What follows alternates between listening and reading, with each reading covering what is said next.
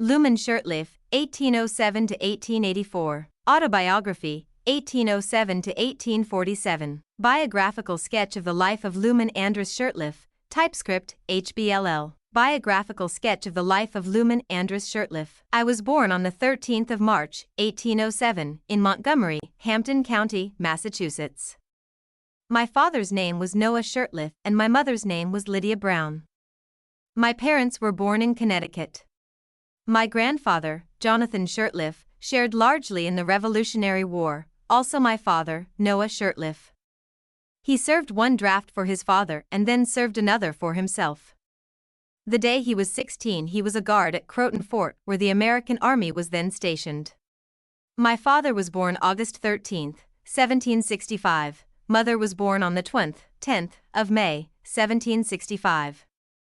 In 1788 they were married, and soon after moved to Montgomery, Hampden County, Massachusetts, which was then a new country and land could be obtained cheap, although rough and mountainous. These hardy sons of revolutionary fathers, undaunted by trifles, cleared the forest, walled their farms, and soon found themselves in the midst of plenty.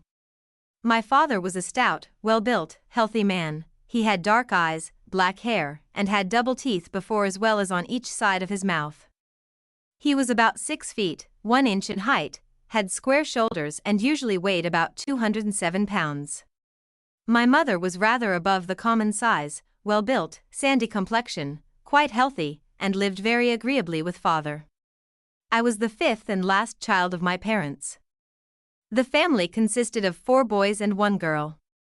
Their names were Selah, Rule, Elizabeth, Timothy, Wales and myself, Luman Andrus. Prior to my birth, my father had obtained sufficient land to make a small farm, put out an orchard and built a dwelling sufficient for his family, raising his provisions and most of their clothing, their wants at that time being small. Through much hard labor and toil, he added to his farm until he had as much land as he and the boys could take care of and farm, also as much stock as was beneficial and profitable. He then turned his attention to reading and that mostly to medical works and to practicing medicine in his own family and some among his friends. In 1805, the Methodist doctrine was preached in their neighborhood and father and mother united with them.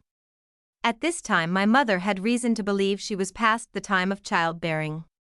Notwithstanding this, she had anxious desire to have another child, and that a daughter, if she could have her choice.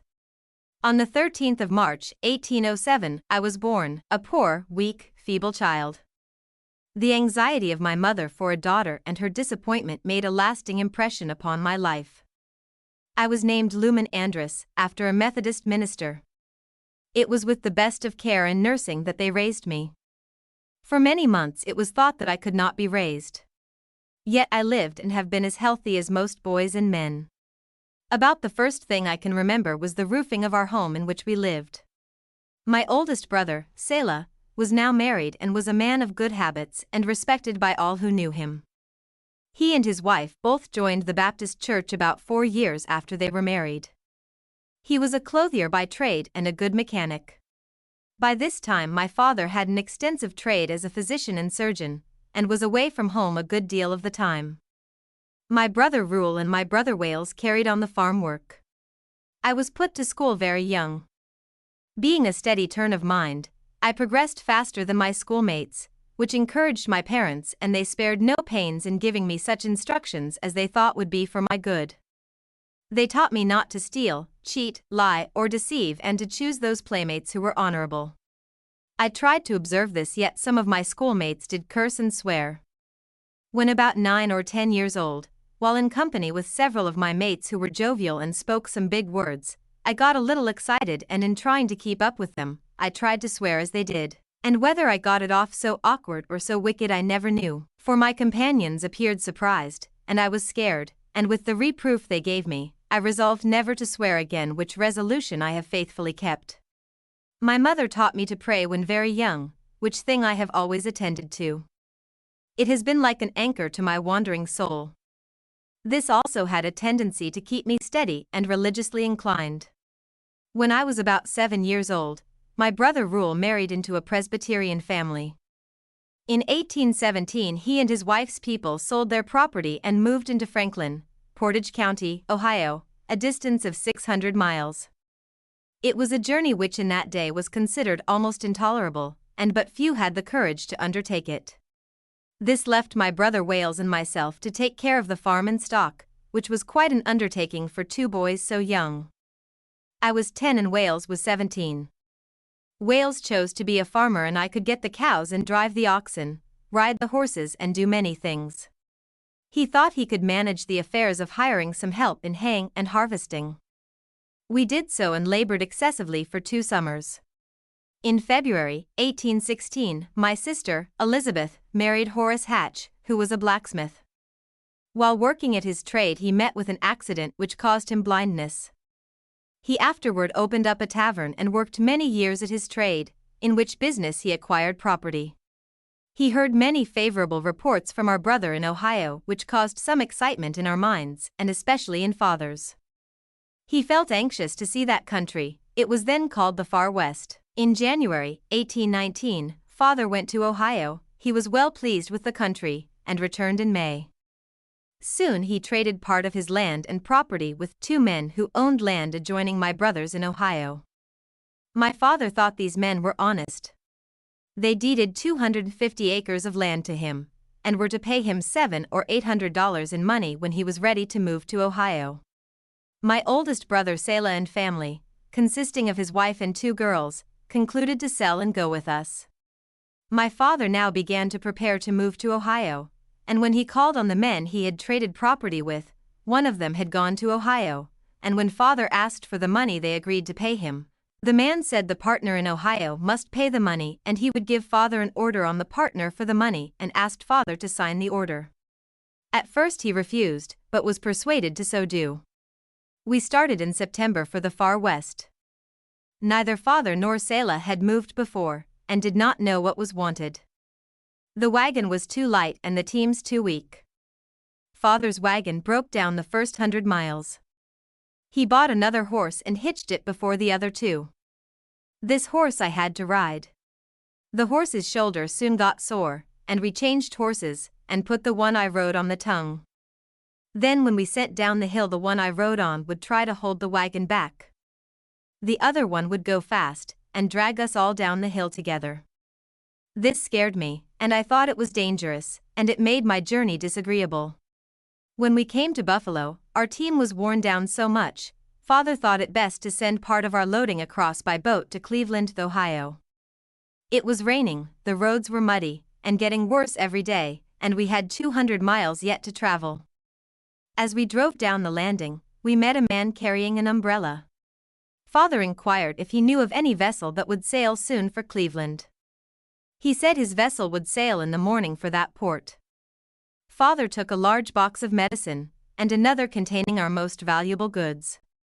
This man took these boxes into his possession, and receipted them, and we went on our way as best we could. The last 200 miles of our journey lay through a new country, and much of the way through a forest, and the roads, where there were any, were very bad. Rain and snow were our constant companions.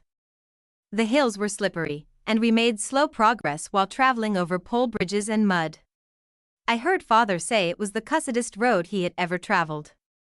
This was the first and only profane word I ever heard him speak. One of our horses died on the way. We arrived in Franklin, Portage County, Ohio, the 1st of October, 1819. Father never heard of the man or goods after we left Buffalo, and we concluded he was one of those land sharks who throng cities and get their living by deceiving the honest. This was a heavy loss to us.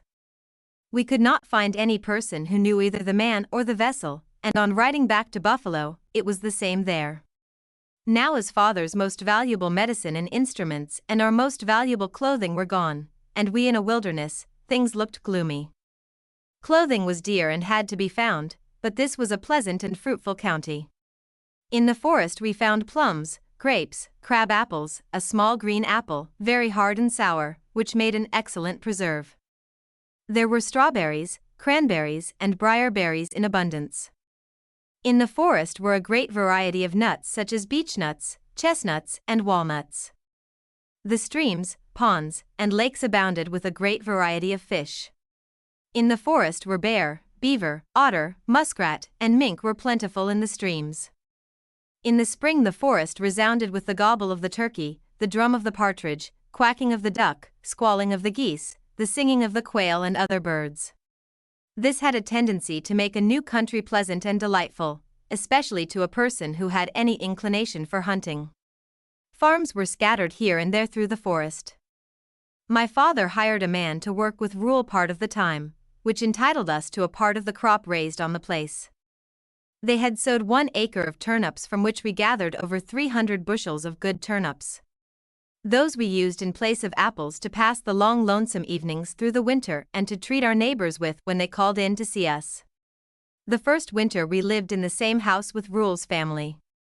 Sella's land lay 1.5 miles south of Rule's farm, in the midst of the forest.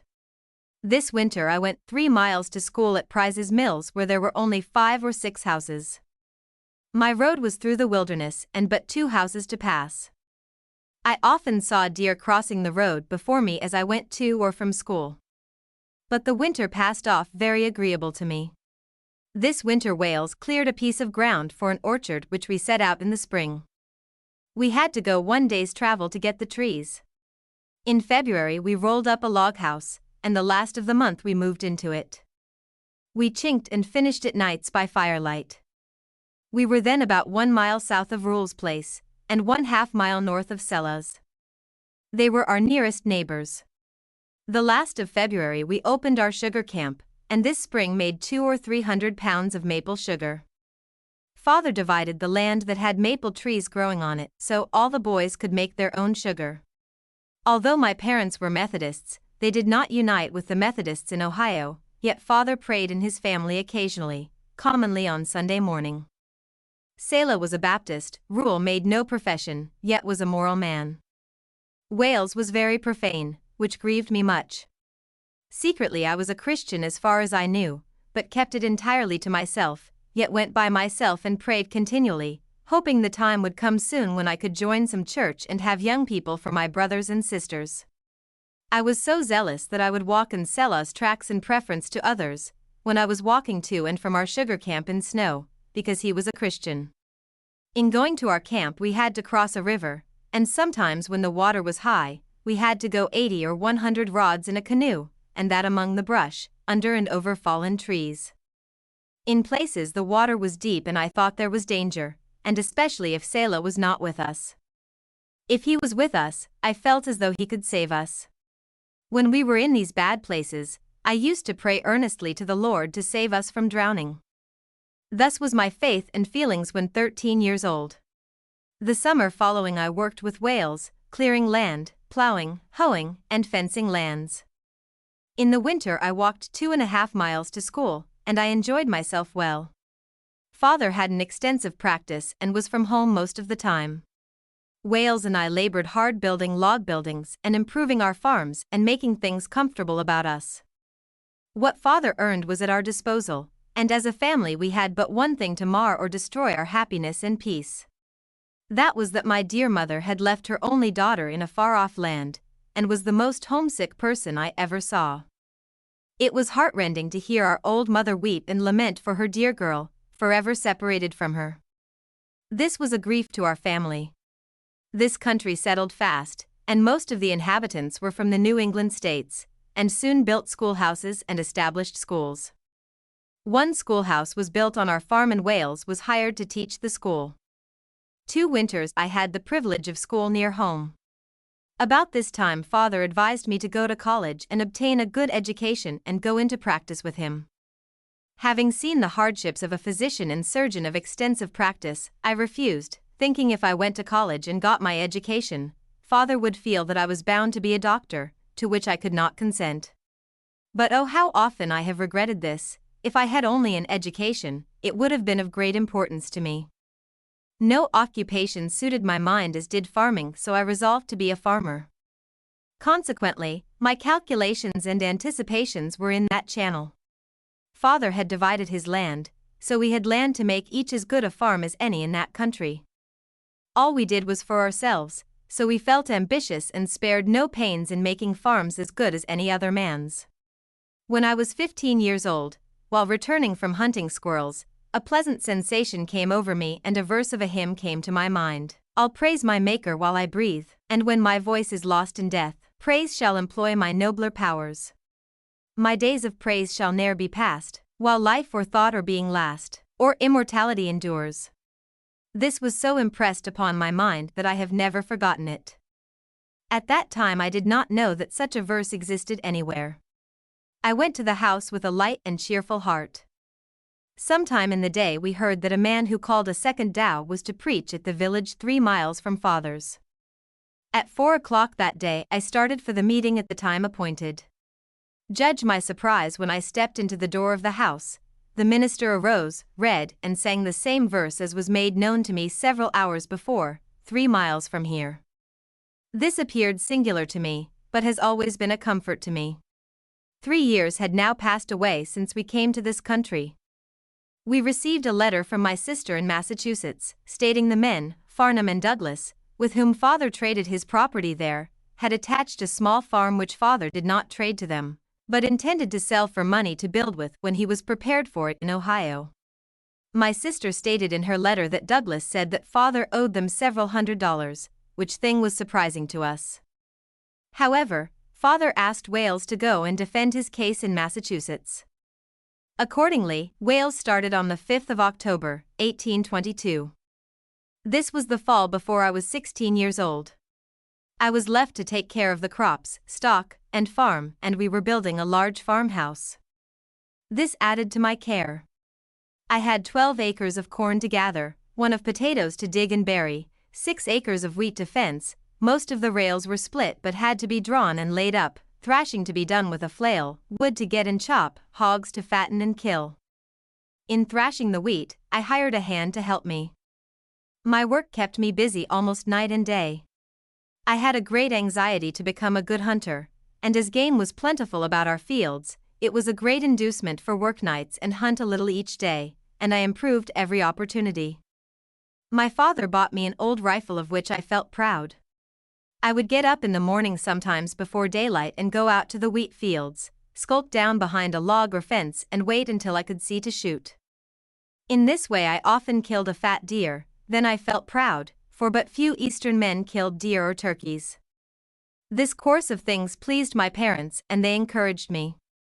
I knew I had work to do, and the earlier I was at work in the morning, and the later I worked at nights or in the nights, the more time I could get to hunt.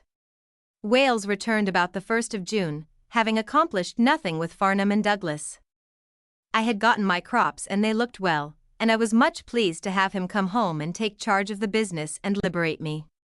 About this time I found an acquaintance with a young lady of English descent, about 14 years of age.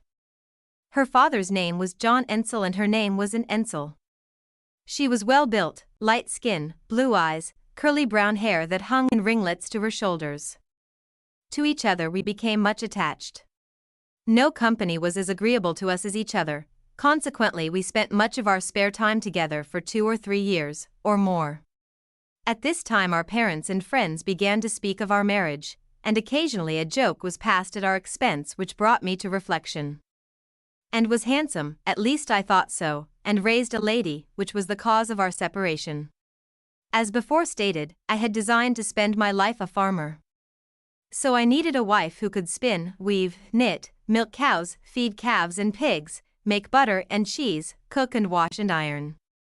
And could do none of these things. She was raised to sing, play, knit edging, dress and behave genteel, and many other things calculated to attract attention and appear well in society. And what could I do with her in the kitchen or with a family? Although she was young, smart, and active, I did not realize that she could learn to cook, keep house, and would be a good wife for a farmer. Notwithstanding my feelings and love, I was determined to withdraw my affection from her that I might place them on another when a suitable opportunity should offer, who would make a wife more suitable to my circumstances. We saw each other less frequently through the summer. In the fall, Anne's father prepared to move his family to Pennsylvania. In the winter of 1828, Anne and her father came to the meeting where I was attending. At the close of the meeting, they made their intended departure known. It was cutting to my feelings, but being firm in my purpose, I was immovable to action but not in feelings. And I had a few words, and at our parting we kissed each other for the last time, a foolish move on my part, and this parting has since caused me much sorrow, and even now while I write, it is hard for me to refrain from acting the part of a child and giving vent to my feelings, but it is past. 44 years have passed since that parting scene. The last I heard of her, she was married and was living near Bethany, Brooks County, Virginia. I hope my sons will learn a lesson by my folly and not turn away a lovely, virtuous, and affectionate girl they love, because she is not perfect or cannot do anything they think they will wish her to do, and that before she learns how. When I was about 17 years of age, my brother Wales was elected ensign and I third sergeant in the militia company organized in Franklin. This inspired me with a military spirit, and most of my time was spent for a while in studying military discipline and tactics, that I might be able to fill my office with honor to which I might be elected. The next year I was raised to second sergeant. The next year as a company we agreed to enlist and become a light infantry company. In this move, Wales was elected captain and I first sergeant. The officers and some of the soldiers sent to New York and bought our equipment and uniforms, and the next spring we came out in full uniform, armed and equipped as the law required. No time or money was spared to make this the best company in the country. A military life was my joy and pride. Thus I continued in my glory until I commanded the best company in the circle of my acquaintance. I had the offer of a major's commission, but refused, having gone as far in military affairs as I wished. At 25 years of age, I had held a commission, 5 years uniformed and equipped, also 7 years in light troops, uniformed, armed and equipped, each of which entitled me to a certificate which clears one from military duty in time of peace through life. I sold my uniform and equipment and never expected to muster another day in my life. In the spring of 1824, my brother-in-law rented his tavern in Massachusetts, and with my sister came to Ohio to make us a visit and stay with us a year. Although he is blind, he is smart and active, open-hearted and kind, and helped us hoe, mow, reap, and haul hay and grain. In November there was a quilting in the neighborhood to which the ladies were invited to quilt in the afternoon and the men to chop wood. At evening we had a good supper and then a dance. I was one of the guests. There were more ladies than gents and I danced most of the night, took a bad cold which settled in both ankles, and I was unable to do a day's work until next April. I took the school to teach in my district for 3 months, and it was with difficulty I could walk to the schoolhouse and back. This winter a cousin of mine, about 30 years old, was teaching school in an adjoining town. He felt smart and occasionally visited our neighborhood. One evening I hobbled out to a neighbor's where a number of young people were gathered for an evening chat. This cousin was there and was somewhat rude in his manners, naturally, and especially with the girls, a thing I despised. Although I was extremely fond of their company, I could not bear to see anything unvirtuous or disrespectful carried on in their presence. Nothing would raise my indignation higher or quicker. While we were enjoying our evening's visit, I discovered some things and heard some conversation from this cousin, contrary to my raising and, as I thought, unbecoming in such society. My ire was kindled, and as lame as I was I seized him by the collar and made him agree to behave himself the rest of the evening, which he did, at least in my presence. School teaching proved to be a business I liked well, and I made up my mind to follow it winters, for the present. The next fall I was engaged to teach a winter school at the center of an adjoining town where there were several scholars older than myself that expected to attend school, and lest I should be incompetent to teach these large scholars, I thought best to go to school at the village of Franklin a few weeks before I began my school. I did so and studied grammar days and arithmetic nights and went through my arithmetic in 2 weeks. This and my other studies made me sick and brought on a nervous complaint which followed me for several years. In the fall of 1826, after months of court proceedings concerning our land, the decision was made against us. This was surprising to many, yet it was so, and all the land deeded to father in 1817 was attached by John King, sheriff, and appraised by William King, his brother, very low, and bid off at sale by William King. Thus, they got the property in Massachusetts worth, when father traded, $2,100, and the farms in Ohio which at the time they commenced suit were worth $2,000. Thus they got all the land father had in Massachusetts and all the land they sold him in Ohio with all the improvements we all made in 7 years of hard labor, and this hardly satisfied their demands. Wales was now 27 years old and all he saved out of his hard labor was $120 in property. I was 20 and worth $40. My 2 oldest brothers were men of property and my old father and mother now had to depend on them mostly for a home. Father was 62 years old, stripped of all, not even a horse to ride. He was broken and discouraged, his energy and ambition seemed to cease. Thus with all our hard labor for years, we were forced to begin anew. In the summer of 1827, a revival of religion took place in the village. In the fall, meetings were held in different neighborhoods. With this I was pleased as I was in hopes that some of the young people would unite with some church that I could have good company, for I intended to join some church as soon as I could get an excuse and have company. In the forepart of September, 1827, the people began to hold evening meetings in different parts of the town. I invited Selah's 2 daughters, Lydia and Desire, to go to church with me, which they did. Several young persons had come out and made public profession of religion, and when I heard them telling what joy they had, it rejoined my heart, for I wanted to step forward in religious matters. We were all stirred up in this reformation and all got religion. On the 20th of October, 1827, Lydia and I walked arm in arm to the river, went down into the river and were baptized by a Baptist minister. A short time after, I had the privilege of seeing my niece, Desire, baptized also. Reuel and his wife joined the Presbyterians. Some joined one church and some another. Selah hunted up the Baptists that were scattered about, and Sidney Rigdon came and organized us, and Elder Sturtevant was set apart to preach and take care of us. I made up my mind to speak every opportunity, but I suffered for I couldn't think what to say, but I continued to speak in most of the meetings, and we enjoyed ourselves well through the winter. Several new converts met with us and in praying, speaking and singing we became much attached to one another. In another neighborhood there was a family by the name of Burt. The father, Martin Burt, and the mother were Presbyterians and very set in the religion. I had my eye on the oldest daughter, Doria's, whom I intended to make my wife. I began to pay my attentions to her. The son, Warren, paid his attentions to my niece Lydia, and on attending our meetings, made up his mind to join the church. When the news that Warren intended to join the Baptists came to the ears of the pious old deacon, unfortunately for me, by appointment, I was there.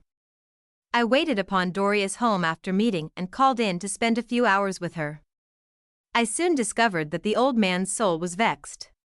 While we sat conversing merrily, I discovered indignation gathering on the old gentleman's reverent brow. At length he said, "Let us have prayers." We all knelt down and he prayed about 1 hour, but not very interestingly to me, for I dreaded the storm I saw approaching. At the close of the prayer, he turned to Warren and said, "It is time to go to bed." Warren was of age and did not obey. He then turned to Doris and commanded her to go to bed.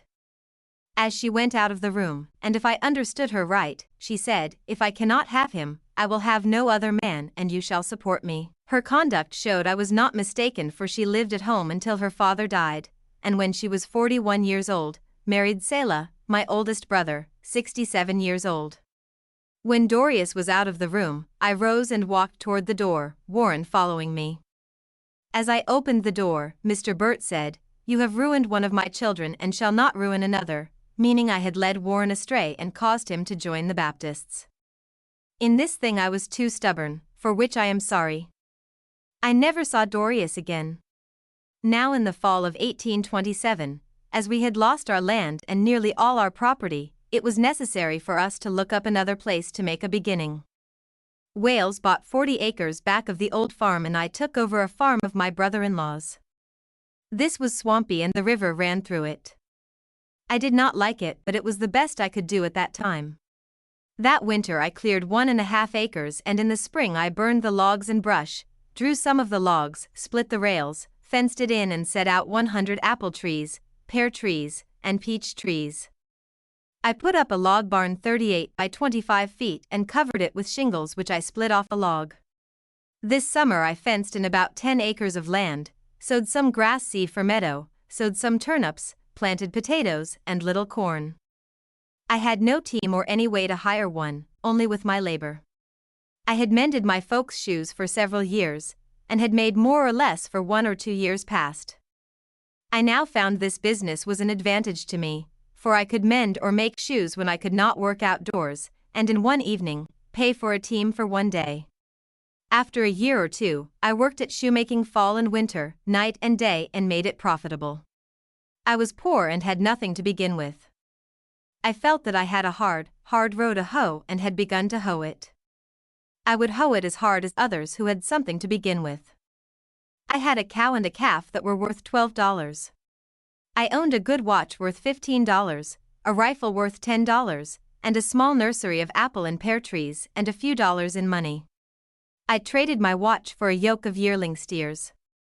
I sold deerskins enough with $3 extra to get me a good coat. I was then well clothed. I now had 4 head of stock and had but hay enough on shares, and with the turnips I raised on my land, had feed enough to winter my stock. The second winter I cut timber in the upland. I cut them into saw logs, and in the spring when the water was high, I drew those logs, rolled them into the river, got into my canoe and followed them down the river, getting them loose when they were fast, thus following them to the sawmill where I had them sawed and the lumber put in piles, for 1/2 the lumber. I bought a poor, shabby-looking mare colt valued at $15 for 2,500 feet of lumber. Now soon after the organization of our Baptist church, on attending a meeting at Stowe, I saw a young lady by the name of Luman Thomas, and as she was a member of the church, about 20 years old, good-looking and active, I took a fancy to her at once, although I had not seen her until now. I thought I would inquire into her circumstances and character, and if she was single and respectable, I would make her a visit. On inquiring, I found she was a farmer's daughter, single and respectable. I made her acquaintance and resolved to make her a visit. If she suited me, which I thought she surely would, I would make her my wife. When I visited my intended, no pains were spared to make my visit agreeable and more fully attract my attention, but it had a contrary effect. I returned thinking less of her than before and concluded she would not be an agreeable companion for me. I visited her the second time, and when I was about to leave, she very politely asked me when she could expect another visit. I replied, as the roads were getting muddy and the distance considerable, 10 miles, I thought I would not call again at the present. She made no reply. I thought I saw her eyes fill with tears, but I could not love her. My niece Desire was my constant companion, and we took much pleasure in each other's company. If we had an errand to the neighbors, it was put off until evening and we both went together. About this time Alexander Campbell, Philip Scott, and Sidney Rigdon commenced preaching baptism for the remission of sins. I then became a believer and an advocate of that doctrine called Campbellism. We preached faith in the Lord Jesus Christ, repentance of sin, and baptism for the remission of sin. About the middle of October 1828, a man and his family, John Gaylord by name, and his wife, Joanne Bagg Gaylord, moved into our neighborhood.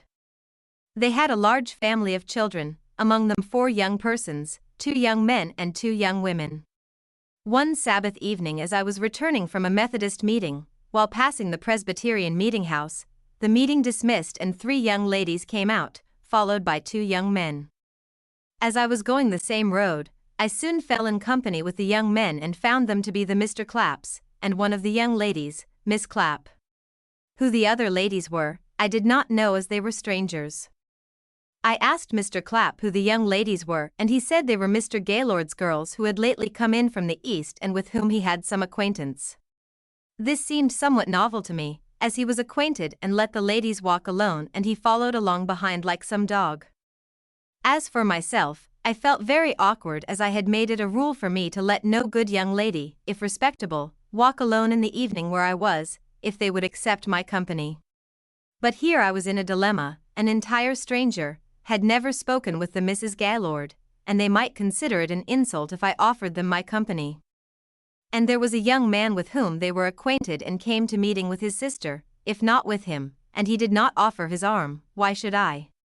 But we were soon to pass Mr. Clapp's, perhaps they would stay with Miss Clapp overnight. If so, all right with me, but if they passed, they would go 1 mile on my road and I would consider it my duty to offer to see them safely home. When we came to Clapp's, the Mrs. Gaylord bid Miss Clapp good evening. As they separated, one of the Mr. Clapp stepped forward and offered his arm to the youngest of the ladies. I then stepped up and asked the other for her company home. This was the first word I spoke to my wife, as she afterward proved to be. She politely accepted my arm and we walked cheerfully home together, little thinking we were forming an acquaintance for time and eternity as it after appeared. When at their father's house, I stepped in and sat a few minutes and formed a slight acquaintance with her and a part of the family. In all, I spent the evening very pleasantly. In the spring of 1829, about the 10th of April, on Sunday evening, I was at my brother Sella's in company with Desire. As the sun was about setting I felt unusually lonesome, a thing I was unaccustomed to when in Desire's company. A thought came into my mind to go and see the Mrs. Gaylord. I immediately said to Desire, "I think I will go to see Eunice and Joanna." She laughed and said, "Oh, you will not go there." I turned around, took my hat and started, and lest some person should get some news to carry, I walked out in an unfrequented road for some distance, then turned to the Gaylord house. On arriving at the house, I learned Joanna was from home. Eunice was a smart, active, well-built girl, quiet and not such inclined to talk, and especially with company.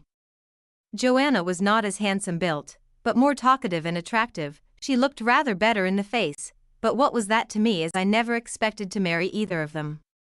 I only wished their company a few evenings to pass off a lonely hour now and then. Eunice and I took a walk up the street and spent most of the evening at a cousin's of mine. From that time, I visited Eunice regularly until the first Sunday in July. Near the close of our last visit, she told me that a young gentleman, living in an adjoining town, had invited her and Joanna to go with him to the 4th of July party. As I did not attend such places, she would like to know how I felt about her going. She said she would like to go if I was willing. I told her we were under no particular obligations to each other, and she could go if she chose. And when we parted, I told her I should not visit her again. So we parted. I never intended to pay her another visit. The more I saw of Joanna, the less I thought of her. They were no smarter than many other girls. The family had just come into the country, were poor, and I thought I might well have some girl of more influence and wealthy parents. Still I saw no one I wanted. Desire was my friend and companion. As the evenings lengthened in the fall, I felt uneasy and my mind was rather wandering. I had no permanent home and saw no girl I wanted or thought I wanted for a wife. Desire and I spent much of our spare time together. She was a true friend and an affectionate companion for me. She was like a sister to me more than a niece. I loved her but knew I could not marry her, supposing it was unlawful, unscriptural, for a man to marry his brother's daughter, and tradition forbade such, I thought. I became more lonely and felt it would add to my comfort and happiness to have the privilege to spend a part of my time in Eunice's company. I resolved to pay her a visit and tell her my feelings. Accordingly, one pleasant Sabbath evening, I found myself in front of Mr. Gaylord's house. Eunice was standing in the door, and as I came up, her countenance brightened and she seemed to be pleased to see me and was unusually cheerful, as also all of the family. I told her I was lonesome and had come to spend a short time with her if agreeable. She readily agreed to the visit.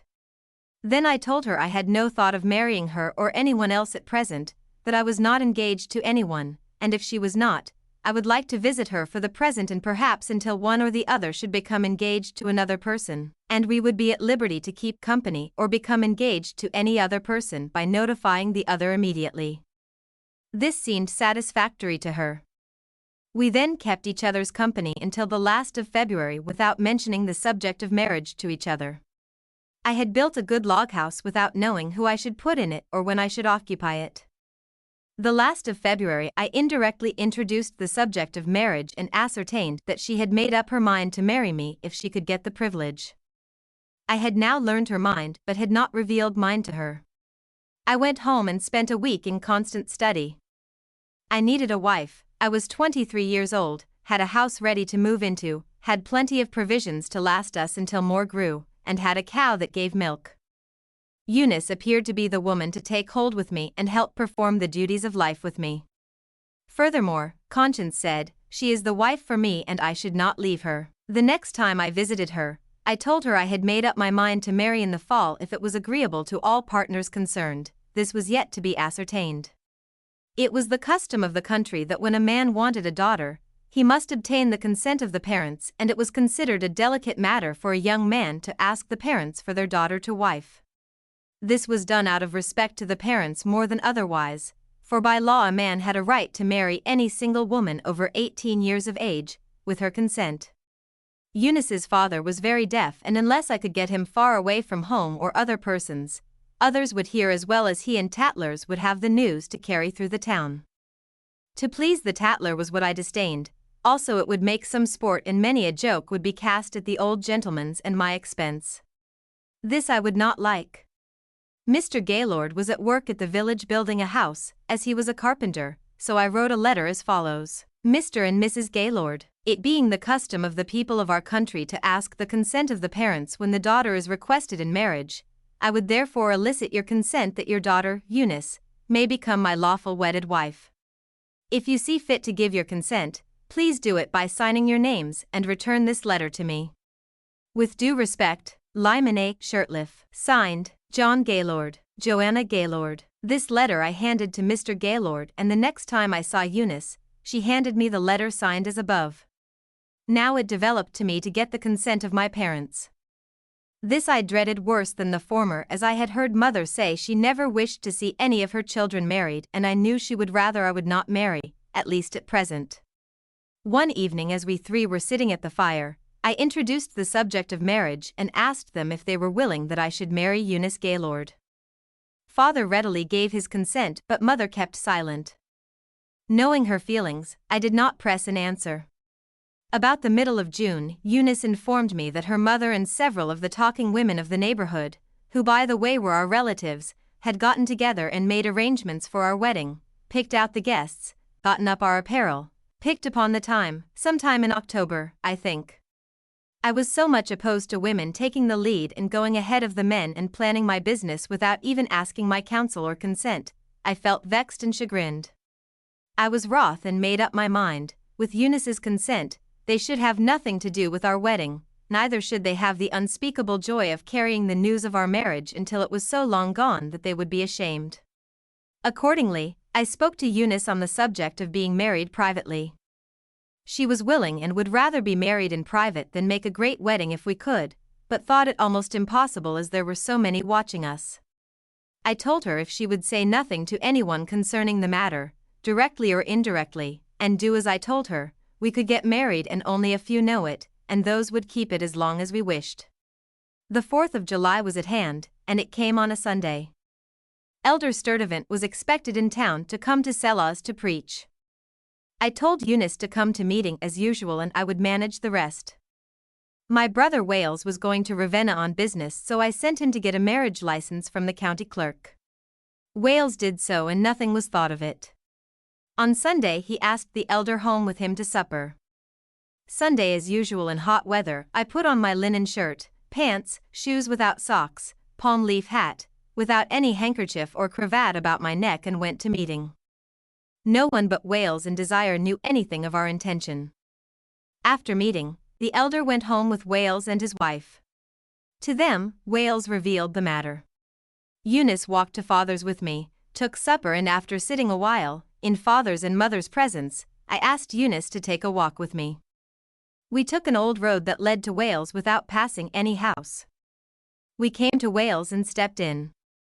All was ready, we stood up and were married on July 4th, 1830. We took a drink of cherry whiskey and returned to father's. We were gone from father's about 1 hour. About sunset we started and went to Father Gaylord's, but I did not stay. The next Sunday morning, I went early to wait upon Eunice to the Methodist meeting.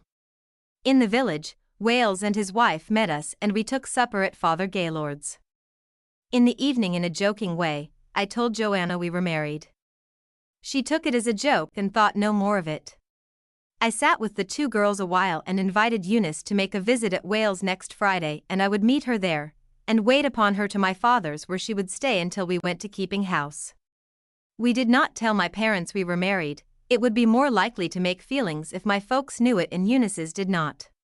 When Eunice and I went to Father Gaylord's on Monday, the 19th, July, 1830, and they found we were married, we found Mother very wroth, and she said they had prepared some things for Eunice, but she did not think that her father would let her have them. We sat a while and chatted until Father Gaylord came in. He was as pleasant as a summer's morn, was glad to see us, and said he had gotten all of Eunice's things ready except her bedstead, and that was not done. I told him that was all right, as I had a good one, and he said he would finish it soon and let her have it. After dinner he brought on the things cheerfully. We put them in the wagon and separated cheerfully, and all things went off friendly afterwards. The next day, July 20th, 1830, we moved into our house and began life. About a year previous to this, on Sunday between meetings, while Wales and myself were at Father's, one of us took up a newspaper and read a piece that stated that a man by the name of Joe Smith had found some gold plates in the state of New York, which he said was a record of the ancient inhabitants of America. This news gave me the most singular feelings I have ever experienced.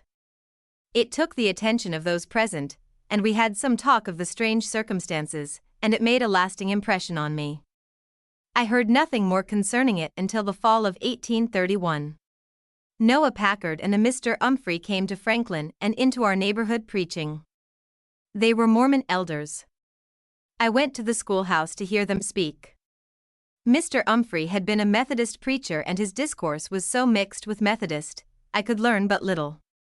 Mr. Packard little more than bore his testimony to what had been said. They were new beginners in Mormonism and went on west. I was affected in a curious manner when in company with these men. I loved them, but knew not why. When they returned from the west, it was Sunday, and we were in meeting. I was speaking. When they came in and were seated, soon the sacrament was passed and they were skipped the bread, it not being offered them. This hurt my feelings, although they were strangers and Mormons. I did not feel satisfied and arose and told the people my feelings pointedly. When I sat down, one of them arose and said they had no hard feelings, as they should not have accepted it had it been offered them. I talked with them after, and they told me I need not oppose the gospel, for I would yet blow the gospel trump. On making inquiry for the truth of the Book of Mormon, they said to me, "Ask God and He will show you." When these men left, I wept like a child without knowing why or the cause of it.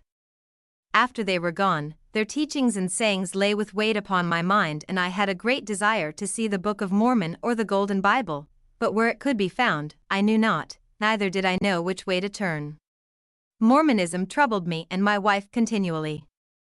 While talking of these things, I remembered that Mr. Packard and Mr. Humphrey said if we would ask God in faith, He would show us the truth, and so we agreed to pray to God to show us the truth. Accordingly, at our evening prayer, we unitedly asked the Lord to show us if the Mormon book was true, and show us the truth of the work called Mormonism. Soon after we laid down, I dreamed. I thought I was standing in the northeast corner of my room. It was as light as day but not daylight. I could see plain and clear. I stood facing the east. I stooped forward and had a large-sized hog by the nose and was examining it. It was a white hog but dirty. One ear was close to the head. There was off 1 inch from the head, and the tail was also gone. The hair was long and very rough-looking. It had a well-built frame but was very poor. When I was through looking at this hog, I looked a little to the northeast, and there stood another white hog, perfect in every part. Its beauty exceeded in every part any hog I ever saw. This hog stood, its head up and looking toward Kirtland. In the morning when we awoke, I told Eunice I had dreamed a rather singular dream, and this dream seemed to show that the Book of Mormon was quite inferior to the Bible. I told her of my dream. "Why," said Eunice, "I should think it was the Bible that was inferior." As quick as though the scene changed, and the two hogs represented the two books. The Bible, poor, lean, disfigured, and robbed by translators of many of its precious parts. The Book of Mormon, white and pure from the hand of the Almighty and perfect in all its parts like all the work of God.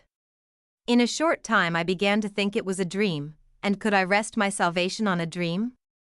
I should be ashamed to have people know I had left my religion and embraced another because I had dreamed about a couple of hogs. And so the devil reasoned with me until I became so confused, I concluded to wait and see what further evidence I could get before I joined the Mormons. Sometime in February, 1832, one of the neighbors informed me that Joe Smith and Sidney Rigdon were to preach at Ravenna, the county seat of Portage County, the next day, and if I would go he would take me with him in his sleigh as I was lame and could not walk. I gladly accepted the offer and we rode there together. Sidney Rigdon preached, talking about the prophecy which read, "And they shall run and not be weary, walk and not faint, they shall mount up as on eagle's wings." Mr. Smith bore testimony to what Mr. Rigdon had said. I did not get much information by this meeting. I thought I had heard Sidney Rigdon preach, when a Baptist, much better, but I had seen the prophet, not such a looking man as I expected to see. He looked green and not very intelligent.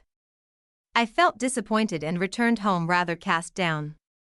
In June 1832, while I was still searching after the principles of eternal life, I thought I would humble myself, and with my wife, again ask God to show us our situation and enlighten our minds in relation to Mormonism.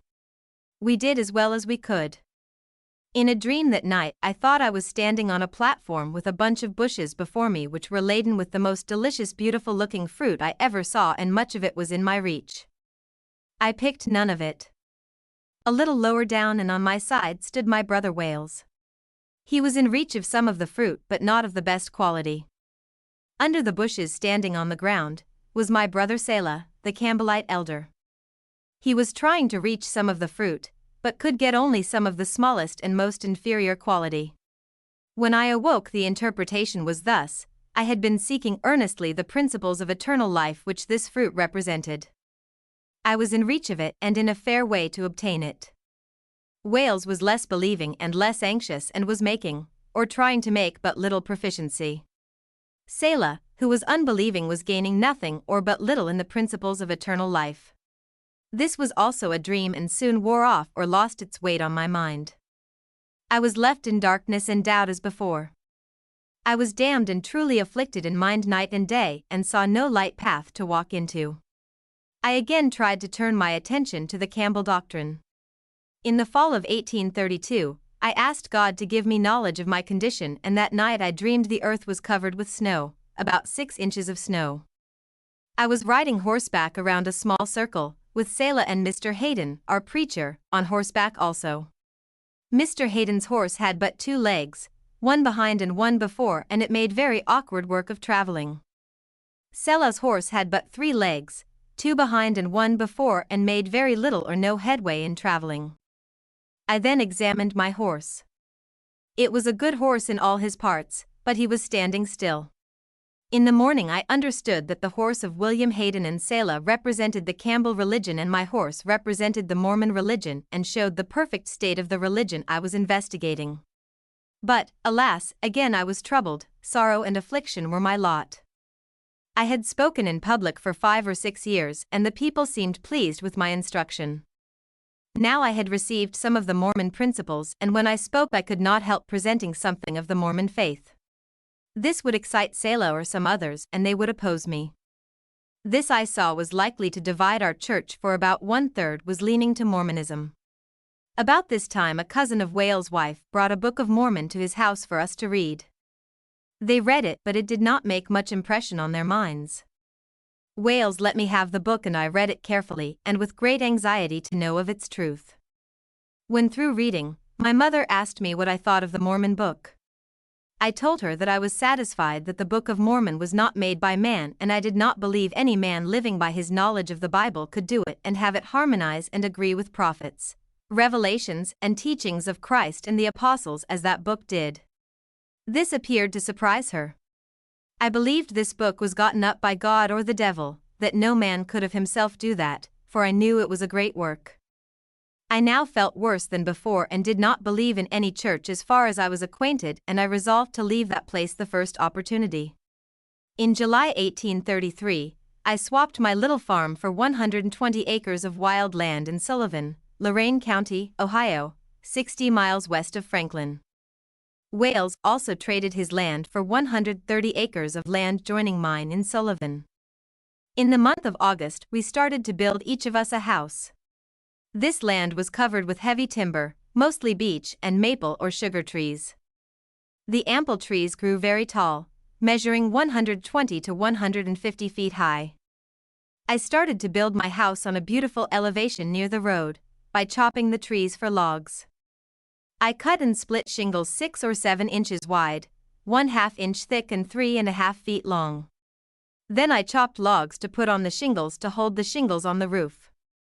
When I got all this ready, I got a gallon of whiskey and invited 15 or 20 men who put up the house and roof on in one afternoon. The next morning I cut out 3 logs the width of the door, put in a few boards, and the next morning we started out on foot for home, reaching there about midnight. I sold off my property, and on the 13th of October, 1833, Wales and I started with our families, and on the 17th got to our new home. I took 1 cow, 2 pigs, 1 pet sheep, a few chickens, furniture, and goods in my family, which consisted of my wife and 2 small children, Elremina and Mary Eliza. By the time we got there, it was snowing hard and the snow was about 4 inches deep.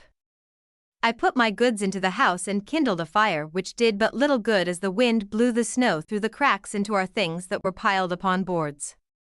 We made a bed down on the floor, hanging up sheets and quilts around it, then one above the top, and so made our bedroom and laid down and had a cold, dismal night. The next night we went to a neighbor's and stayed all night. In the morning I went back and worked on the house, and at night brought home Eunice and the children.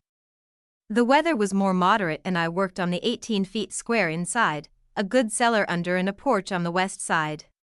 I now started my winter's chopping. The timber was thick and it cost about $12 to clear off and fence an acre of land. As I began to chop around my house to let in the sun, sap from the maple trees ran so freely that Eunice made all the sugar we needed and some to sell in the spring. We made over 300 pounds of good sugar and sold some of it for 10 cents a pound.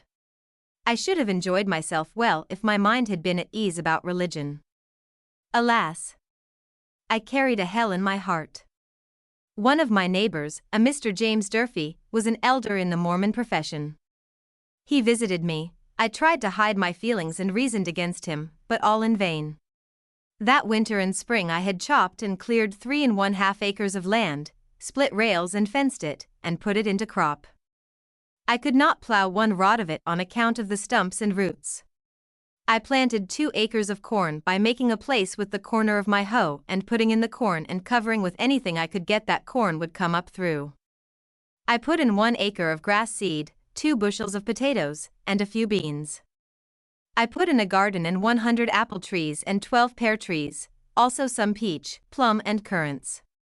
In all this Eunice was a great help. In June I dug a well 10 feet deep and got plenty of water. The water was good-looking water, but when used, it seemed to be impregnated with mineral substance, and 1 pint was equal to a portion of Physis species, and operated as such. July 23, 1835, our first son was born. We called him Lewis Warren. A few hours before the birth of this child, I went down to Wales with my 2 little girls. As I returned, the shadows of night were fast falling around me, and millions of insects were bidding a lonely farewell to the passing day and hailing with joyful songs the approaching night. Meditating upon the pleasant scenery around me, the thoughts of my soul arose to the God of the universe.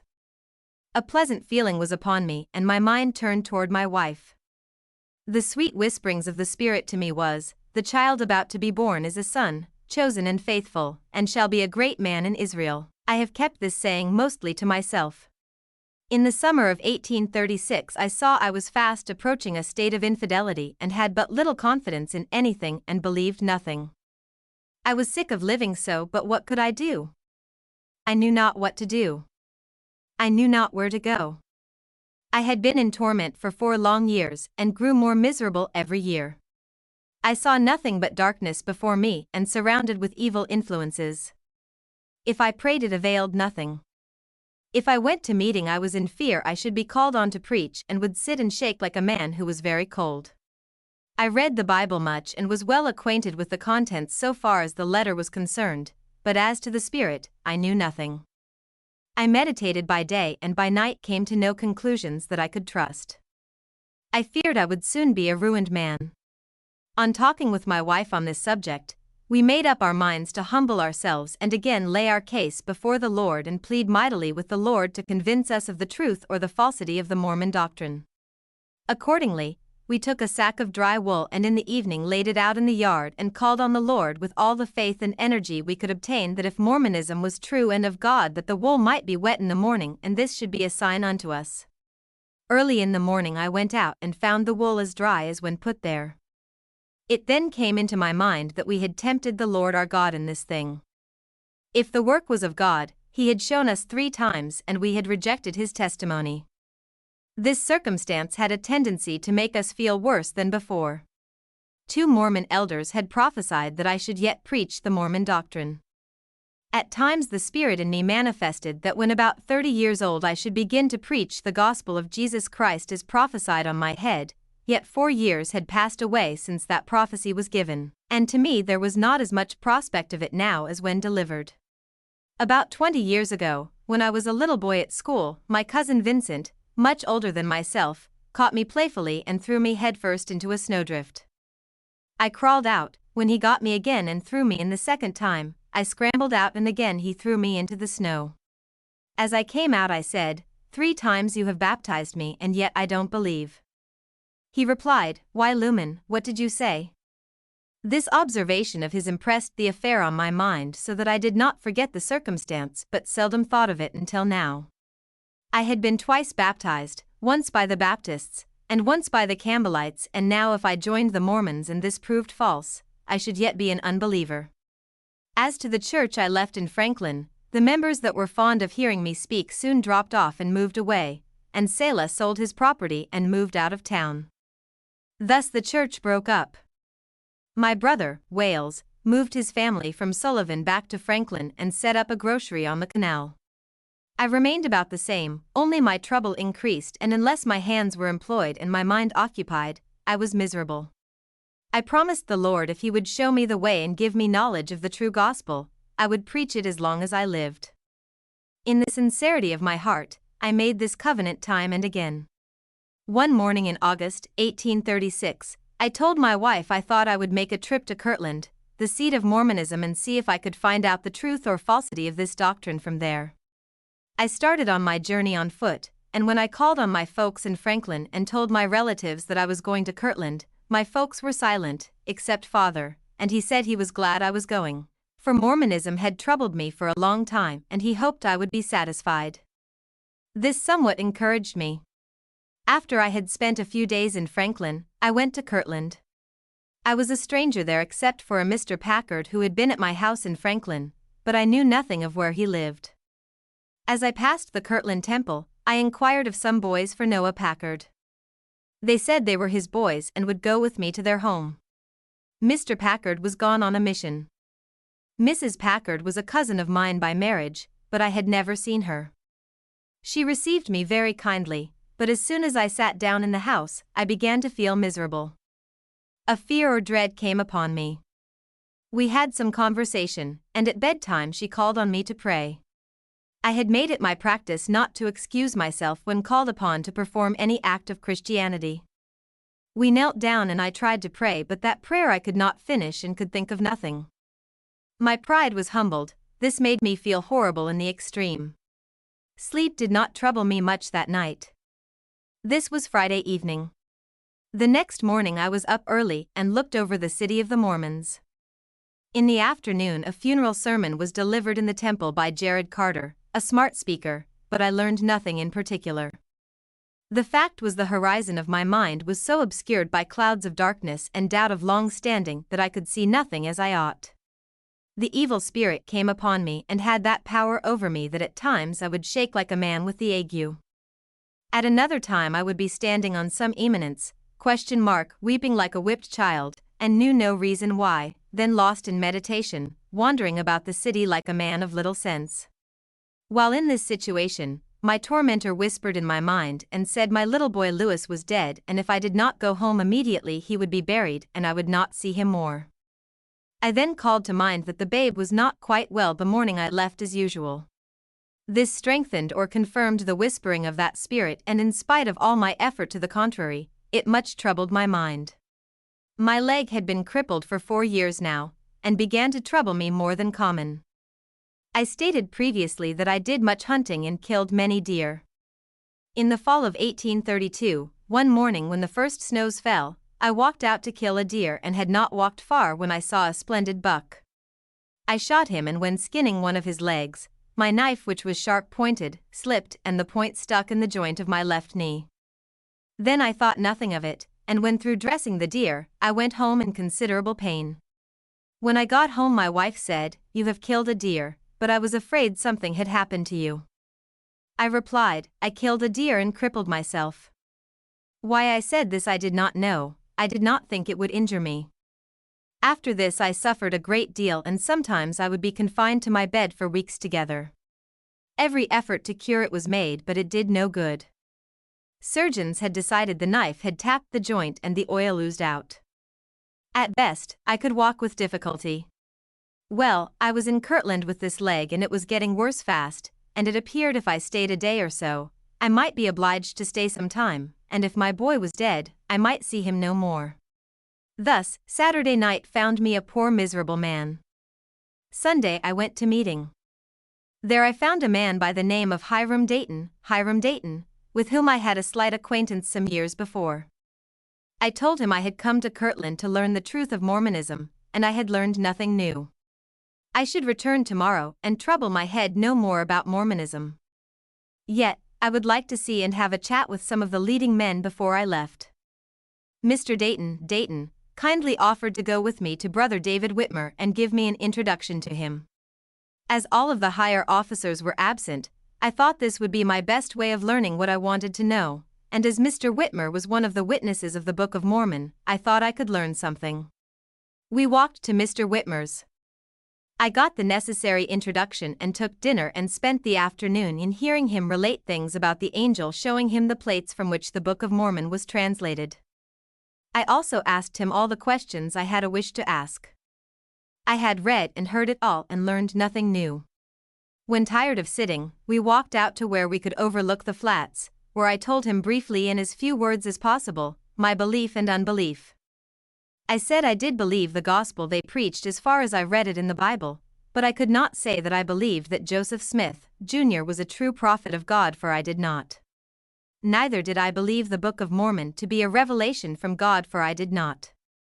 Then facing him I said, "Now you know what I believe and what I do not believe, and if you think I am a fit subject for baptism, I am ready to go to the water. If not, I intend to start home tomorrow and never trouble my head any more about Mormonism." Mr. Whitmer was silent a few seconds and then replied, "I will go to the water and baptize you, or get one of my quorum to do it." On the way to the river, he called on Sylvester Smith, and at sunset Sunday, August 21, 1836, I was baptized a member of the church. David Whitmer confirmed me. I felt very comfortable and at ease. I slept well that night, and in the morning I went to the office and bought a Book of Mormon and started home. I had not traveled far when my leg became worse and the pain severe. I had to walk slow. Upon reflection I saw it must be 3 or 4 days before I could get home, and if my boy was sick, he might die. I knew my neighbors would ask me questions as soon as I got home, and what could I tell them? I could tell them I had been baptized and confirmed a member of the church, and what evidence have I obtained more than I had years ago? Not any. Have I received the Holy Ghost since I was baptized? No. No more than when I was baptized before. Did I believe the Book of Mormon? No. No more than I did 4 years ago. Do I believe that Joseph Smith, Jr. is a prophet of God? No, I do not. At this I was shocked at my situation and began to call on the Lord in earnest. While I was praying, something came on my head resembling cold water and passed gradually down through my whole system, removing all pain, and made me a sound man from the top of my head to the soles of my feet. As soon as this was past, I heard a sweet melodious voice about me say, "Joseph Smith, Jr. is a prophet of the Most High God, raised up for the restoration of Israel in these last days, and the Book of Mormon which you hold under your arm is true and brought forth for the restoration of the scattered remnants of Jacob." As this passed off, I cast my eyes to the south. A little way from me I saw my wife standing with my little boy sitting on her left arm with the right arm on her left shoulder and with her right hand pointing to me as if she was saying, "See father, there is father." They both were well and all right. This passed, I was in the road, a sound man, praising God. After a few miles I began to think what I would say to my neighbors when I got home. I would tell them I knew the Mormon doctrine was true and I had seen and knew much and could do something great. I did not look to God for his aid and help but was boasting in my knowledge and strength. A disagreeable feeling began to come over me, and when I comprehended the boasting spirit I had received, I humbled myself before God and after some time, obtained forgiveness and by this learned a useful lesson. On arriving home, I found all well and I thanked God continually for his forbearance and great mercy and long-suffering in sparing my life to the present time, even after I had rejected the testimony that I had asked of him, and at last, after 4 years, condescended to make known to me the trust of that great work, healed my body that I might labor in this great work. Thanks be to God for his goodness to me.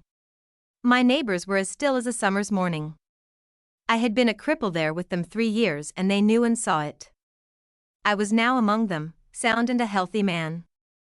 I was weighed down with sorrow and fettered with affliction. I now rejoiced in the Lord and my soul was full of joy, and my neighbors seemed to mourn. The middle of September, 1836, myself and family went to Franklin on a visit. While there, Brother Noah Packard came and my wife, Eunice, was baptized on the 20th of September, 1836, and confirmed a member of the Church of Jesus Christ of Latter-day Saints.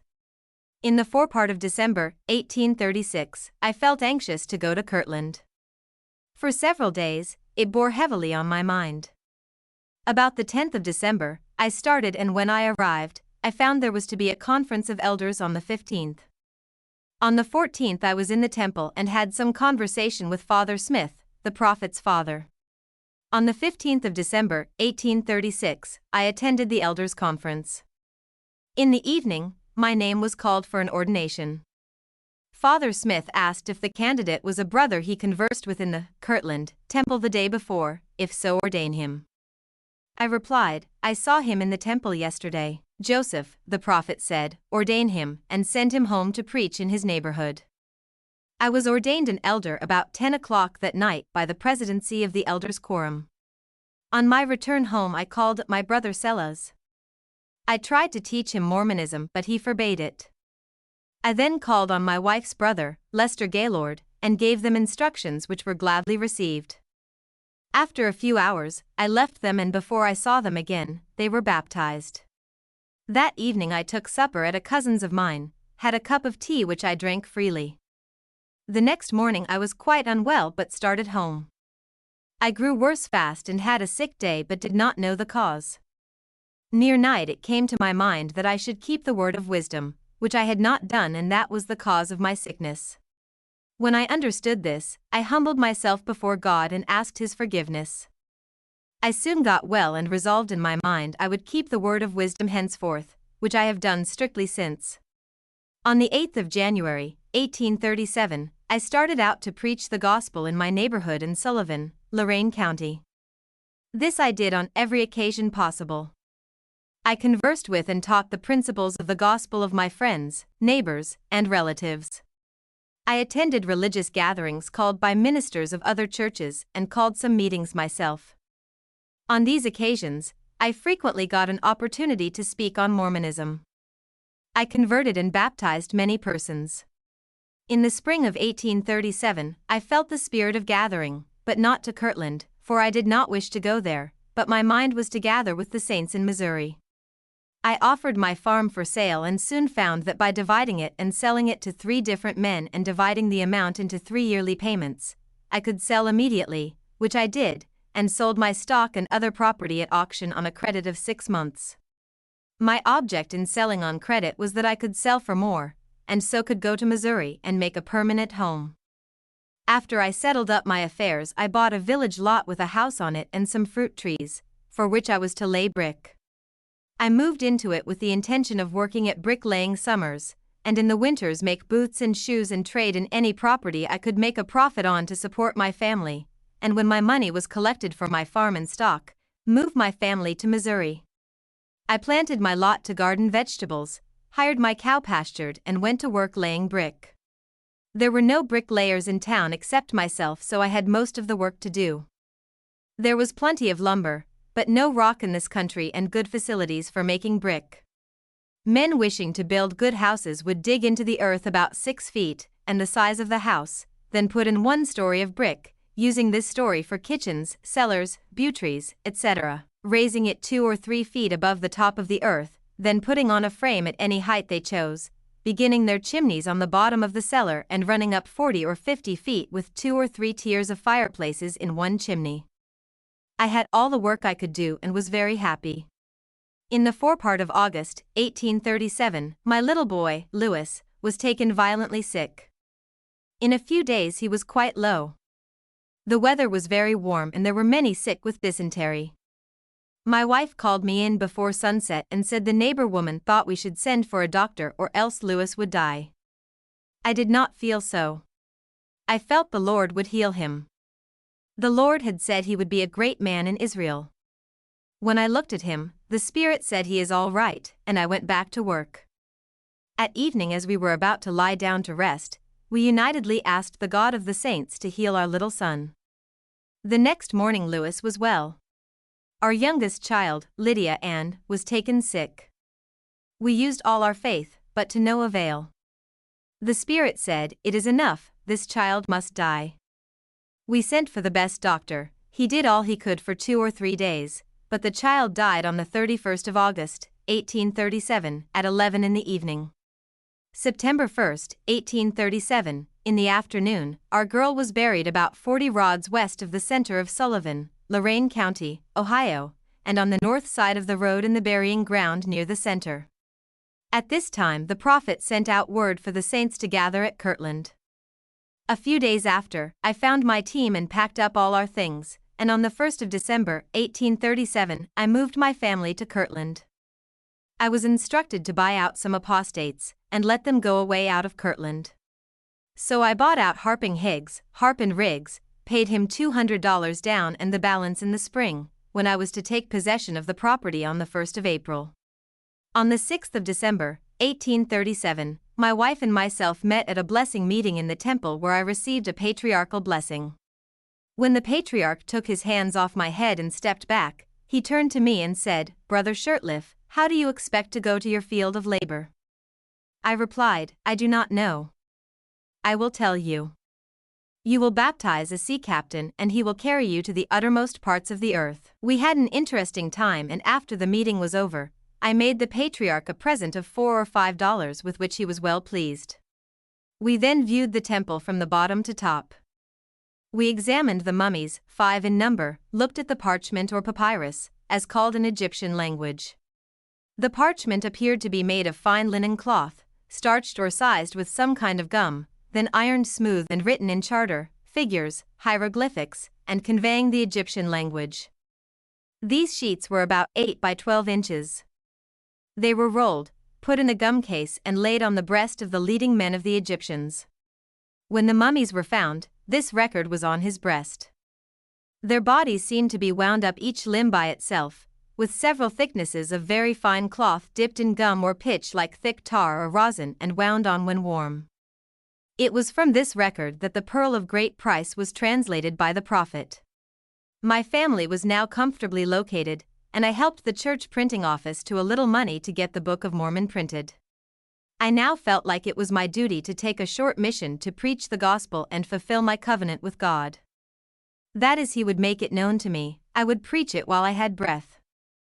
God has complied on His part, and left me to fulfill mine. I bought a new valise and packed my things, and on the 26th of December, 1837, in the company of Brother Thomas Butterfield, left Kirtland for the West, intending to preach where we could get a hearing. The first day passed off with much meditation. We agreed that each should do his part in obtaining food and lodging. We passed Cleveland and on through the dark swamp 40 miles, where there were taverns all along the way, filled with drunken loafers. We were abused and mistreated. Tar and feathers were prepared for our backs, but the Lord delivered us. After we got out of the black swamp, we came to Perrysburg on the east side of Maumee City and from there traveled west about 5 miles. Here we held meetings.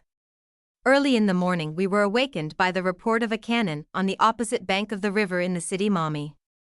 On the 1st of January, 1838, we visited Old Fort Meigs, then across the river into Maumee City and from there traveled west about 5 miles and stayed all night at Brother Herrick's place.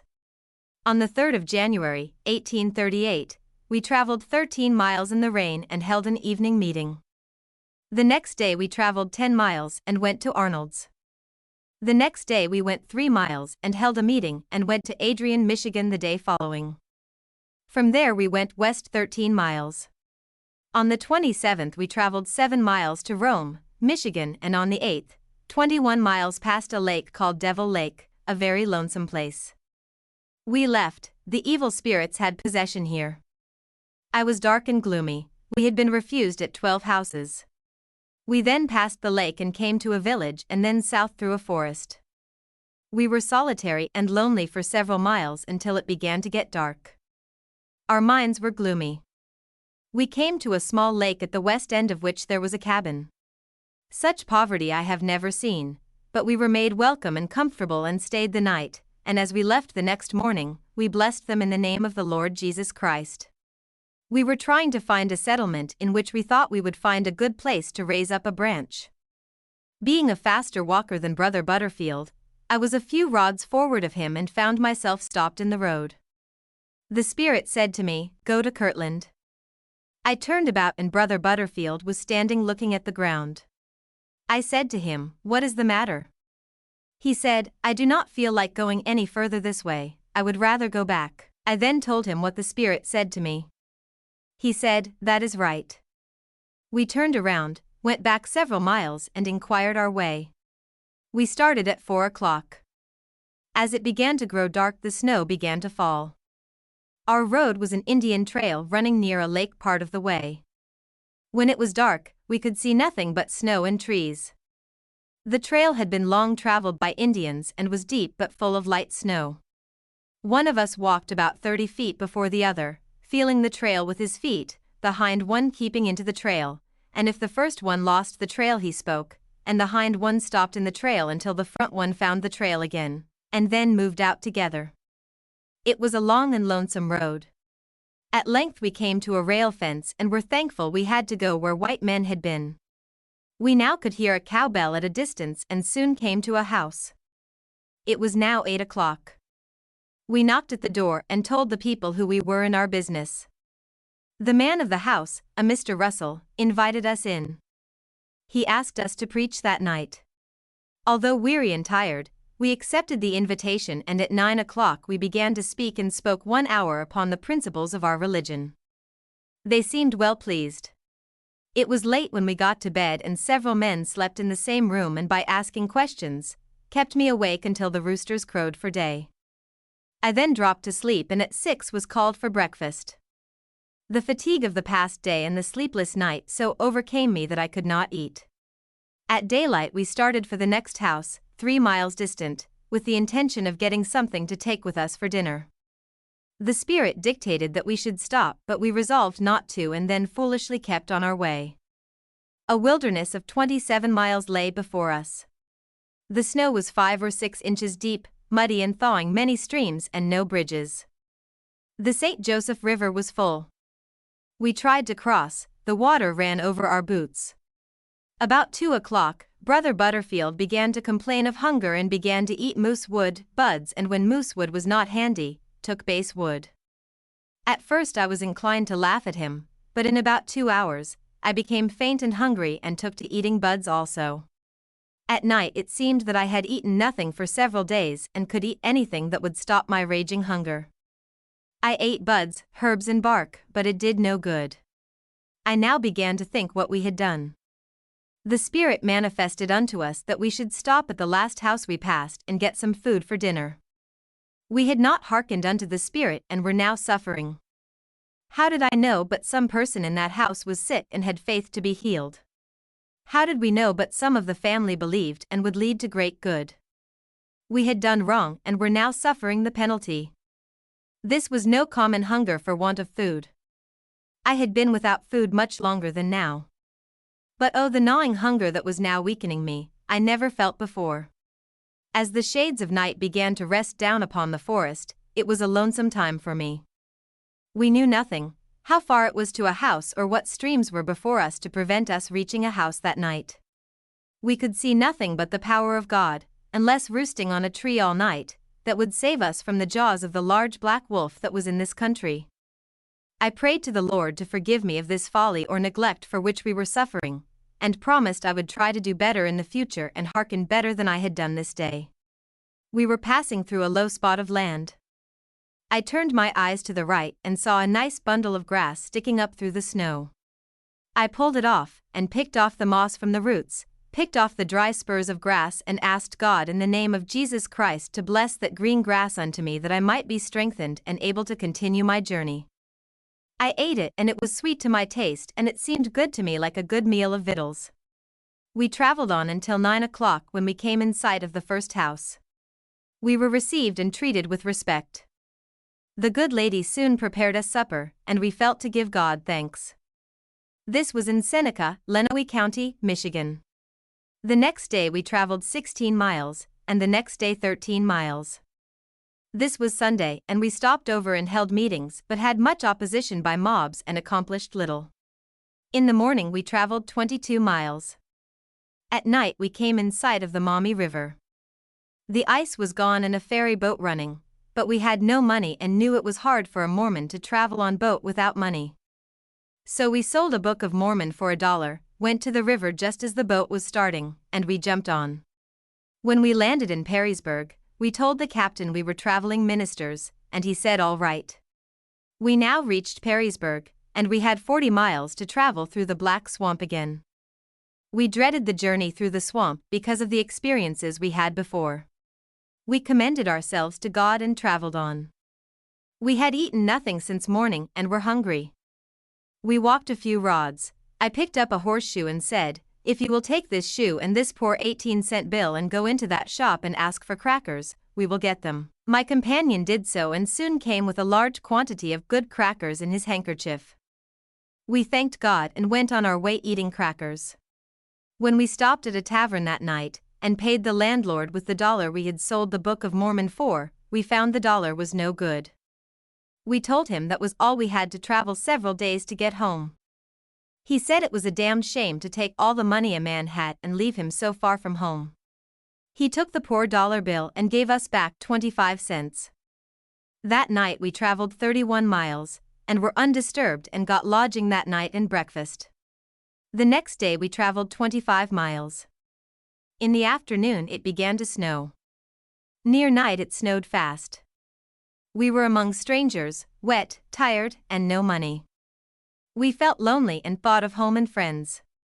We were not there, so we asked God to lead us to a comfortable place for the night.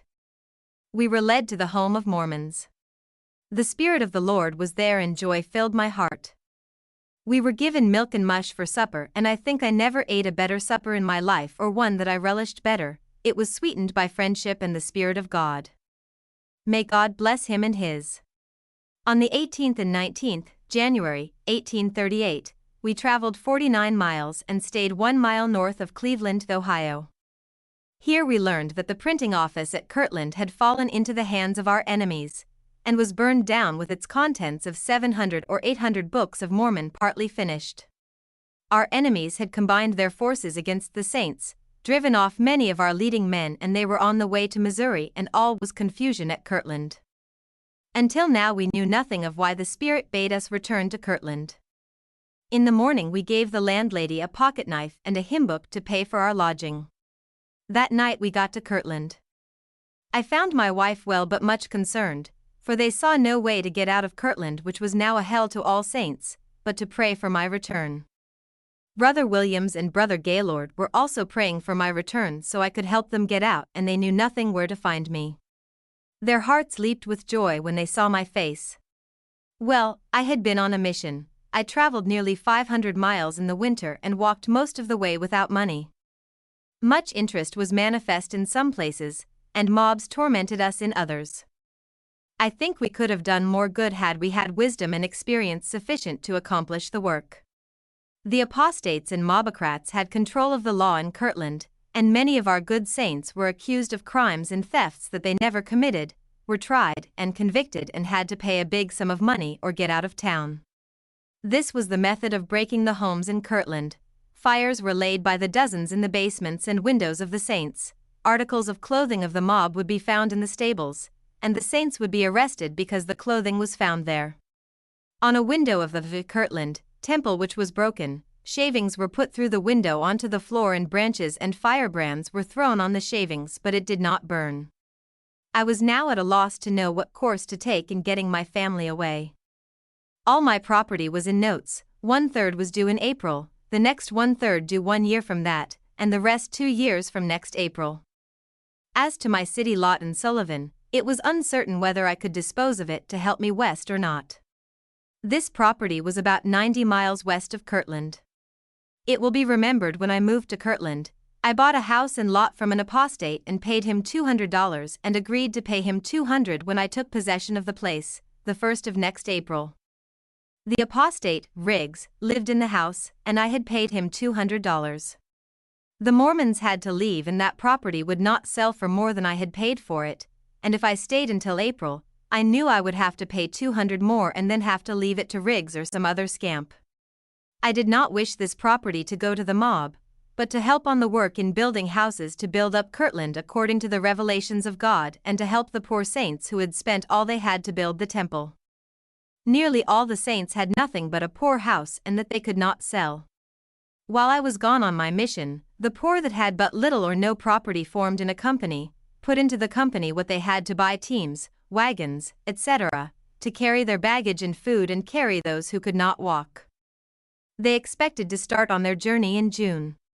They invited me to take hold with them, which I felt inclined to do, but I thought best to get counsel on this matter, and went to see Brother Hiram Smith, and when he knew of my circumstances, he told me to settle with Riggs and get something back if I could, for I had paid him more than the property was worth to me. If I could not settle without paying him, let him have the property and take my family and go ahead before the 1st of April, for fear Riggs would make trouble for me. I went to Riggs and reasoned with him, but to no avail. I said he could have the property and $40, but he said no. I told him he would get no more and that ended that. But how was I going to move away before the 1st of April? I had no means on hand or stuff to move my family. About the 1st of February, 1838, I started back to Sullivan where my property was. I found the people well and friendly. I told those who were owing me if they would pay me all my dues by the 1st of April, I would take 1/3 in money and the rest in good serviceable horses, wagons, and harnesses. They were much pleased with this offer and said they would do their best. I told them I wanted 2 wagons ready the middle of March. They said they would try and I returned to Kirtland rejoicing. I had a large quantity of maple sugar and this I sold for old axes. I hired a brother to repair them and about the middle of March, Brother Gaylord and myself went to Sullivan and found 2 teams and wagons prepared for use. We immediately returned with them to Kirtland. On the 20th of March, 1838, I with my family left Kirtland for Missouri. We traveled until toward night when it began to storm and became bad traveling. We came to a respectable tavern and stayed all night. We pursued our journey the next morning and in a few days arrived in Sullivan.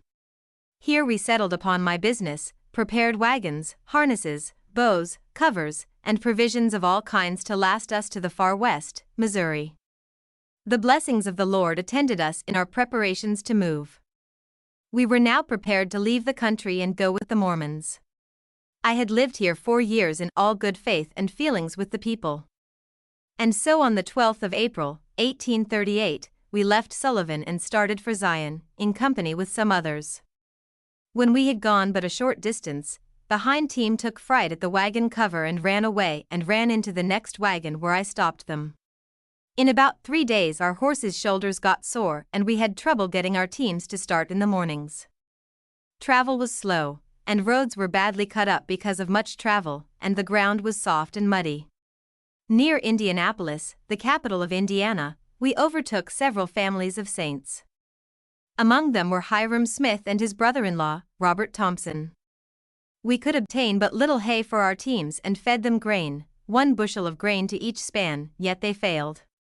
We camped at Terre Haute, a few days, then crossed the Wabash River and soon came to 24 miles of prairie. These prairies were low and soft, and in many places, covered with water. Sometimes our teams would mire down and also the wagons. We would have to carry out the wives and children on our backs, then wade in, unharness and get out our horses, then hitch a chain to the tongue, put 2 or 3 span of horses, and draw the wagon out. The first night on this prairie we camped out of sight of any house, tree, brush or inhabitation that we could see, and we could see as far as the sight of man could reach. I and all of the menfolks were wet and cold and we had nothing to make a fire with. We could see at a distance to the west of us a fire burning the grass. We were camped in a spot where the grass had been burned. We fed our horses grain and when nearly ready for bed, the grass fire came so near that we came to it and warmed and practically dried our clothes. We followed up the fire until it passed our wagon. Then we laid down and slept nicely and awoke in the morning by the cooing of prairie hens and croaking of frogs, bull snakes, and many things that make the noises the like I had never heard before. When we looked to the south to see what made the strange noises, we saw a speck on the prairie at a distance. Some of the men went to see what it was and returned with a good log of wood which made us a good fire by which was cooked a good warm breakfast, before partaking of which, we bowed upon the earth and thanked God for our comfortable situation and implored His blessings upon us and our horses, wagons and everything with which we had to do. We then ate our breakfast, hitched up our teams and traveled on. Spring had now come and the grass was growing and all nature began to look gay and cheerful. As we came to the Illinois River, the grass was green. Our horses needed rest so we camped and pitched our tent in a small grove at the west edge of a large prairie where the feed for the horses was good. In a few days we resumed our journey and nothing worthy of note occurred. On the 2nd of June, 1838, we reached Far West, Missouri. I thought this the most beautiful country I ever saw and felt to rejoice that I and my family had been permitted to gather with the saints in such a good land where I expected to live until the saints went to Jackson County. Soon after I got into Far West, I met Bishop Partridge. I told him what property I had and what kind, also the number of my family and that all was at his disposal. He thought a few minutes and said I had better make a place for my family so that I could travel and preach the gospel. This was the first time we had ever met to my knowledge, and how he should know I could preach or even thought of preaching was a confirmation to me of modern revelation. I soon found 50 acres of land that I lived well for a farm, 40 acres of good prairie land inside of Far West, and the other 10 acres of good timber but a short distance from the prairie land. I moved into a log house, chinked in mud, but no floor, door, window, or chimney. This house was near my land. I plowed a piece that was fenced and nearby. I put in early corn, beans and garden. About 1 mile from me was a horse mill owned by Brother Snodgrass. When not otherwise engaged, I took my team and ground for him, receiving flour and meal for pay. I paid the last money I had for a cow and calf which cost me $24. It cost me $200 for expenses between Kirtland and Far West exclusive of provisions with which I started. I was now without money or food. A cooperative firm was organized which I joined with all I possessed. Isaac Morley was appointed president. The company was organized into companies of 10 men. One was captain of 10, or more if necessary, to such work and it was soon done. If we needed clothing or food we called on the captain and obtained what was needed. On the 3rd of July, 1838, I, with several others of my company, went into the timber of Goose Creek, got the largest tree we could and made a liberty pole, and on the 4th of July, 1838, the brethren and their families assembled in Far West to celebrate the day and to lay the cornerstone of our temple in the city of Far West. Early in the morning we raised the pole, raised the stars and stripes and then laid the cornerstone of our temple. We then assembled under the flag of our nation and had an oration delivered by Sidney Rigdon. This orator became quite excited and proclaimed loudly our freedom and liberty in Missouri. Although Sidney was a great orator and one of the leading brethren, his oration brought sorrow and gloom over my mind, and spoiled my further enjoyment of the day. After the services, the multitude dispersed. This was on Saturday. On Sunday a cloud came over far west, charged with electricity, and lightning fell upon our Liberty pole and shivered it to the ground. When the news reached me, I involuntarily proclaimed, "Farewell to our liberty in Missouri." On the first day of August, 1838, my fifth child was born. It was a girl and we named her Lydia Amanda. On the first Monday in August, 1838, an election, at Gallatin, was held. It was the lawful right of the Mormons to vote, but the Missourians swore the Mormons should not vote, saying they had no more right to vote than a nigger. This was trying to free-born American citizens. The ballot box was guarded, but the brethren thought to claim our rights and maintain them, so they voted, walked up and offered their votes. A fight ensued and 6 or 7 brethren cleared out all those who opposed them. Thus was the starting of the shedding of blood in the Mormon War of 1838. About this time I was invited to unite with a society called the Denite Society. It was gotten up for our personal defense, also for the protection of our families, property, and religion. Signs and passwords were given by which members could know the other wherever they met, night or day. All members must mend difficulties if he had any with a member of the society, before he could be received. The forepart of October, the brethren at Far West were called to Adamondiaman, Daviess County, Missouri, to protect the rights of the saints there. I among others marched to Adamondiaman and camped in a grove near Colonial Heights. It was late when we halted in this grove. I was tired, and when we had our supper, I laid down my blanket and laid my rifle on it. I rolled up in my blanket and slept well until about midnight. Snow falling from the trees onto me awakened me. That morning it was 6 inches deep. We built a camp here and had 16 in a mess. We pitched our tents here and made a fire in front of the open flaps. The next day we spent searching the country to find where the mob was located. They were in small bands scattered about the country, plundering and stealing all they could find that they wanted.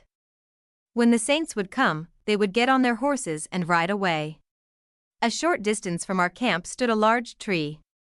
Here I was stationed with orders to let no one pass except he give the countersign. About 9 o'clock I heard 2 men approaching from toward camp. I knew by their voices it was our prophet and his brother Hiram. When they came in hearing distance, I hailed them, inquiring who they were. The answer was, "Friends." I bade them advance and give the countersign, which they did over the muzzle of my rifle in true military style. About 2 hours after this, I heard footsteps coming down the road. When in suitable distance, standing with my thumb on the cock of my rifle, muzzle of my rifle up, I called out, "Who comes there?" All was silent. I stood there peering into the darkened road, expecting every instant to see the flare of some rifle. The sound began to move toward me. Then in a tone of authority, I ordered, "Halt." Then I saw it was a cow. I stepped out of the road and let her pass without giving the countersign, thus giving the cow more leniency than I did the prophet of God. A day or 2 after this, word was brought to us that one of our military men had been caught and made to ride astride a cannon for several miles. A company of saints was sent on horseback to the rescue. They went unpursued and surprised the mob. The mob fled, and all that was left was a hog coming down nearby. It stopped and rooted a little in the road and walked on. One of the men who was near stepped to the place where the hog rooted and saw something unusual. On examining, we found it to be the cannon of the mob, buried in the street. Nearby is the Prairie Ridge. This ridge is as high as the timbers. Here we fired the cannon and the report could be heard from a distance. On this ridge is a pile of rock about 2 feet high and 10 or 12 feet broad. This is said to be the altar where Adam offered up his sacrifice at the time he called all his sons together and blessed them and prophesied what should befall them in the latter days. And the Holy Ghost rested upon them, and they rose up and called him Michael, and he offered sacrifice to the Most High, as it is recorded in the first book of Mormon. The people were all in great commotion because of the mobs threatening to drive the Mormons out and burn their property, which they did in many occasions. This mob was the remnants of what was left of the Hans Mill massacre. I was placed on guard with Apostle John Taylor to receive the teams from the brethren when they came in. It was dark and we had to depend upon our signs and countersigns to know each other. We went into some dry weeds, close to the roadside, and made ourselves as comfortable as we could. We stayed on guard several days, helped to scatter the mob, and returned to our homes in Far West and learned that several of the mob had been killed. Upon hearing this, the prophet ordered us all to move into Far West. Word was now sent from the mob that if some of the leading Mormons would come to their camp the next day, the war could be stopped. Our brethren went out but found no one there. They rested and ate, and when returning to Far West, they saw a large company of enemies marching toward Far West. I with some of the other brethren were on the public square, at Far West, when the army marched into the city, formed a line of battle and advanced toward us. When we saw this, we sent our wives and children up to the public square while the men, old and young, formed a line at the lower side of the city, expecting in a few minutes to meet our foes, unless the Lord turned away their wrath. When the mob came up to within rifle shot, they halted, and we stood looking at each other for a couple of hours. Our saints, most of them, were firm and undaunted, though our numbers were few when compared with our enemy. They were well armed and we were poorly armed. After looking at each other for nearly 2 hours, the enemy retired to the timber and camped. We went to our homes, except the guards, and could hear the mob giving orders to parade. At daylight we repaired to meet the foe. When they advanced as the day before, within rifle shot, they were ordered to halt and in that situation remained until near night. After parleying with our officers some time, our colonel and commander, George Hinkle, agreed to deliver our leading men into their hands. When Hinkle had agreed to this, he returned to our camp and told Brother Joseph, Sidney and Lyman, and others that the commanding officers of the militia, as they called themselves, wished to treat with them if they would come out and talk with them. All matters could be settled without the shedding of blood. The brethren, thinking no harm would grow out of a council with them, went out to the enemy's lines. When they got there, Hinkle said, "Here they are." They took our brethren prisoners and marched them into camp. At this time, the mob raised a shout or yell surpassing anything of the kind I had never heard. We kept up a strong guard that night. The next day they marched up face to face with us and remained most of the day. At evening, we understood they had held a court-martial and sentenced our brethren to be shot. We expected a fight. Accordingly, we spent the night making a breastwork of wagons, house logs, wood barrels, and anything that would prevent the enemy from riding onto us, while we could shoot them. I worked all night in a blacksmith shop making and handling the spears. We worked up all the steel we could get in the city and all the hoop handles for handles. At daylight we were prepared our line at our breastworks with strict orders to reserve our fire if the enemy advanced until we could see the whites of the eye and then do the best we could, which I intended to do, and fight out on the spot, and I think this was the mind of most present. The mob came up within rifle shot and halted. This was a moment of great anxiety. I expected they would make a charge and hundreds be made to bite the dust. Although our members were small, I felt confident the vicinity would be ours, and the Lord work our escape with our lives, and the kingdom of God can roll on.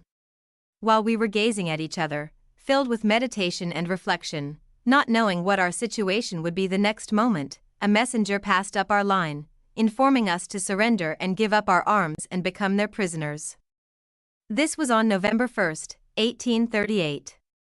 This made many faces turn pale, but all was silent as the house of death. The mob formed a hollow square and we soon, with muffled drums, marched into the place prepared for us.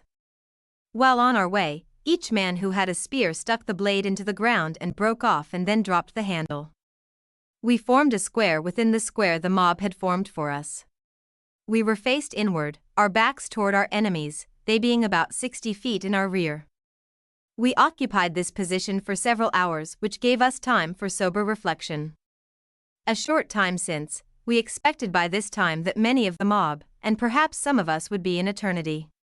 We had laid our arms down and were sitting or lying on them. In the rear of me I could hear the mob swear to God they would shoot us dead and could hear them talk against us, while saying, "It is enough, the Mormons are our prisoners." I felt very indifferent about the matter as the first fire was a signal for a fight. I knew, too, that all the balls that missed us would take good effect on the mob beyond us, about 30 yards away, most of whom were on horses. Many thoughts ran through my mind while sitting on the ground on that long-remembered spot of earth. About noon we were marched away from our arms, and I have not seen my rifle since. We were taken into the city and put under a heavy guard and kept until night without food or drink. At night I was permitted to lodge with my family under the penalty of death if I left the city. The next morning we were gathered together and compelled to sign a deed conveying our property, personal and real, to pay the expenses of the war, and we were commanded to leave the state forthwith. We were all day guarded by a strong guard as though we were a herd of animals waiting to be shot down. At night we had not all signed the deed. A table had stood in the ring all day, and at the head sat one who had been a leading man in our church, sitting as an officer and questioning us as to whether we did this as a free set indeed. If any of us had refused to sign this deed, from all appearances, we would have been shot down or taken to prison or share a worse fate, if possible. Again that night we were allowed to go to our families, if in the city, but were to go out and assemble on this ground in the morning at the beat of a drum. I went home and ate my boiled corn. The drum beat the next morning after I had prayed with my wife and 4 children. I went out to see what was to be done with us this day. On arriving at the place appointed, we found General Clark, Commander-in-Chief of all the forces who had been called, or came, to put down a little band of Mormons, supposed to be about 1,500 in the state of Missouri. The forces under General Clark were supposed to number at least 7,000. I sat about 6 feet from General Clark. This was the day General Clark's celebrated speech was delivered, at which time he said we need never think of seeing the prophet and brethren again, for the die had been cast, their doom was fixed, and we would never see their faces more. Far West was searched for arms and ammunitions, they said, but when they found anything they wanted, they took it. During this time we were insulted and abused, both old and young, male and female. We had no peace or safety night or day. This continued for 8 days. In this time we had but little to eat, and that mostly boiled corn. Many who had been our brethren turned against us and became our worst enemies and tried to do us all the hurt in their power. We knew the Lord our God was very merciful to his people notwithstanding this chastisement. We were suffering extremely by the mob picking up every hog or pig fit to eat, every swarm of bees, or chickens, and their 6,000 or 7,000 horses were fast destroying our grain and feed. They never stopped to ask for it, but took all they wished and wasted all they could. The 7th day after our surrender, heavy black clouds began to rise in the west. In the afternoon the snow began to fall. At night the storm increased, and near morning the wind blew from the west and from the north and was very cold. In the morning the snow on my bed and on my children's was several inches deep. When I looked up and saw my children all wet in their beds and our beds covered with snow, I thought of the many who were in poor tents, some under a blanket hung up on a few sticks and others were under a few boards in shelter. I could hardly help weeping like a child. But when I went out and saw the mob hovering over their little fires with nothing to break the keen wind, I then saw a blessing in the cold storm, and when I heard them swear they would go home, for this was the coldest storm they ever saw in Missouri, and they would not stay here any longer, I felt glad for the storm. About noon the word came that the army was about to leave and go home. They had some provisions they left which the Mormons could have. I felt indignant toward the mob, yet hunger and parental feeling for my family compelled me to go to their camp and humble myself sufficiently to ask them for flour. They said they didn't have any flour, but I could have some shorts. I took some and went home. My wife soon wet up some with water, put a little salt in and baked it, and we had a good meal which was relished well. Before night most of the mob had gone home. The cold was severe a few days and then moderated. I suffered with cold, having lost my coat at Adamantiaman, and was compelled to wear my wife's circle, which was light. The mob forbade us from holding any meetings while in the state, so if we held any religious meetings, it was on the sly. There was a schoolhouse near where I now lived, and Brother Elias Smith taught a day school there. This house was in the thick timber and in a good place for a winter school. I went there at night to a spelling school. It was here one night that I first saw George A. Smith.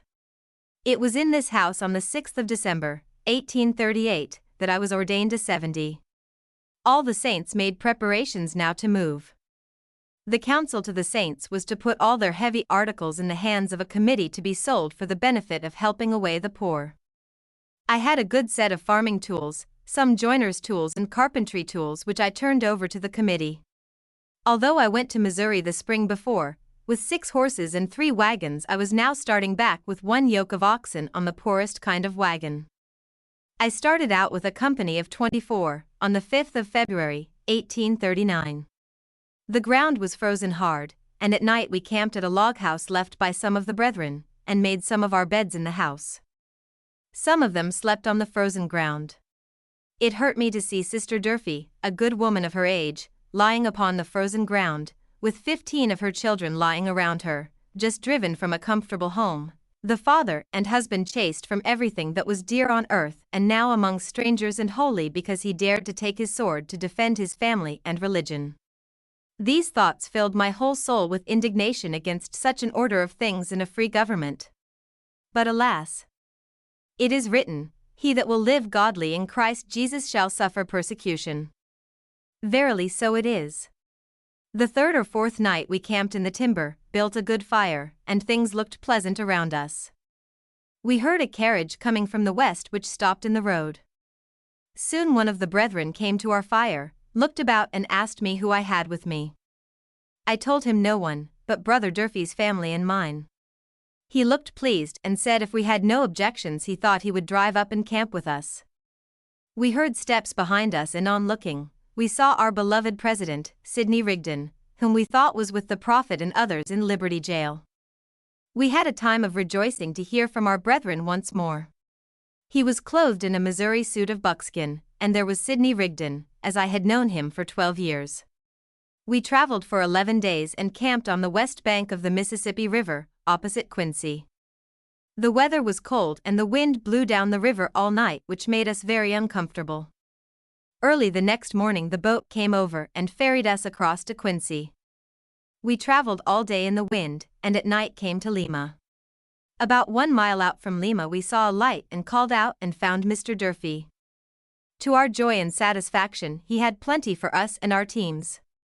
Here Brother Durfee said I might build me a house and take up all the land I wanted.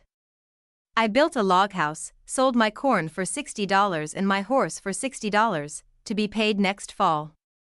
We had 1 good cow and I cleared off a large garden, plowed and planted it. I felt anxious to fulfill my covenant with the Lord, that was to preach the gospel as long as I lived.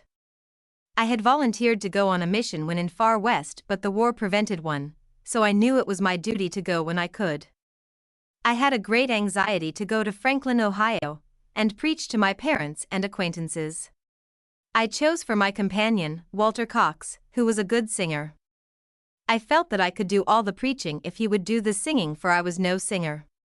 We started on the 17th of May, 1839, from Lima. On the 18th we got to Quincy and on the 19th attended a 70s conference. At this conference we found brothers Joseph and Hiram and rejoiced in once more shaking hands with them and bidding them welcome to a land of liberty. While at this conference it had been voted that all the 70s should put all their property into the hands of a committee as a common stock association. Joseph Young was selected president. As I was a member of the first quorum of 70s, I gave order for all I had if the society wanted it. We took the boat on the afternoon of the 19th, May, 1839, at Quincy, and at 2 o'clock on the 20th we landed at Alton, a distance of 135 miles, and took a southeast direction, not knowing where we were going or where we should stay. We had no money or anything to pay our expenses. We started across the prairie and held a meeting on the 25th, May, 1839. The next day we held another meeting and enjoyed a good deal of liberty. We went to Jackson and on the 29th filled an appointment at Mr. Crow's.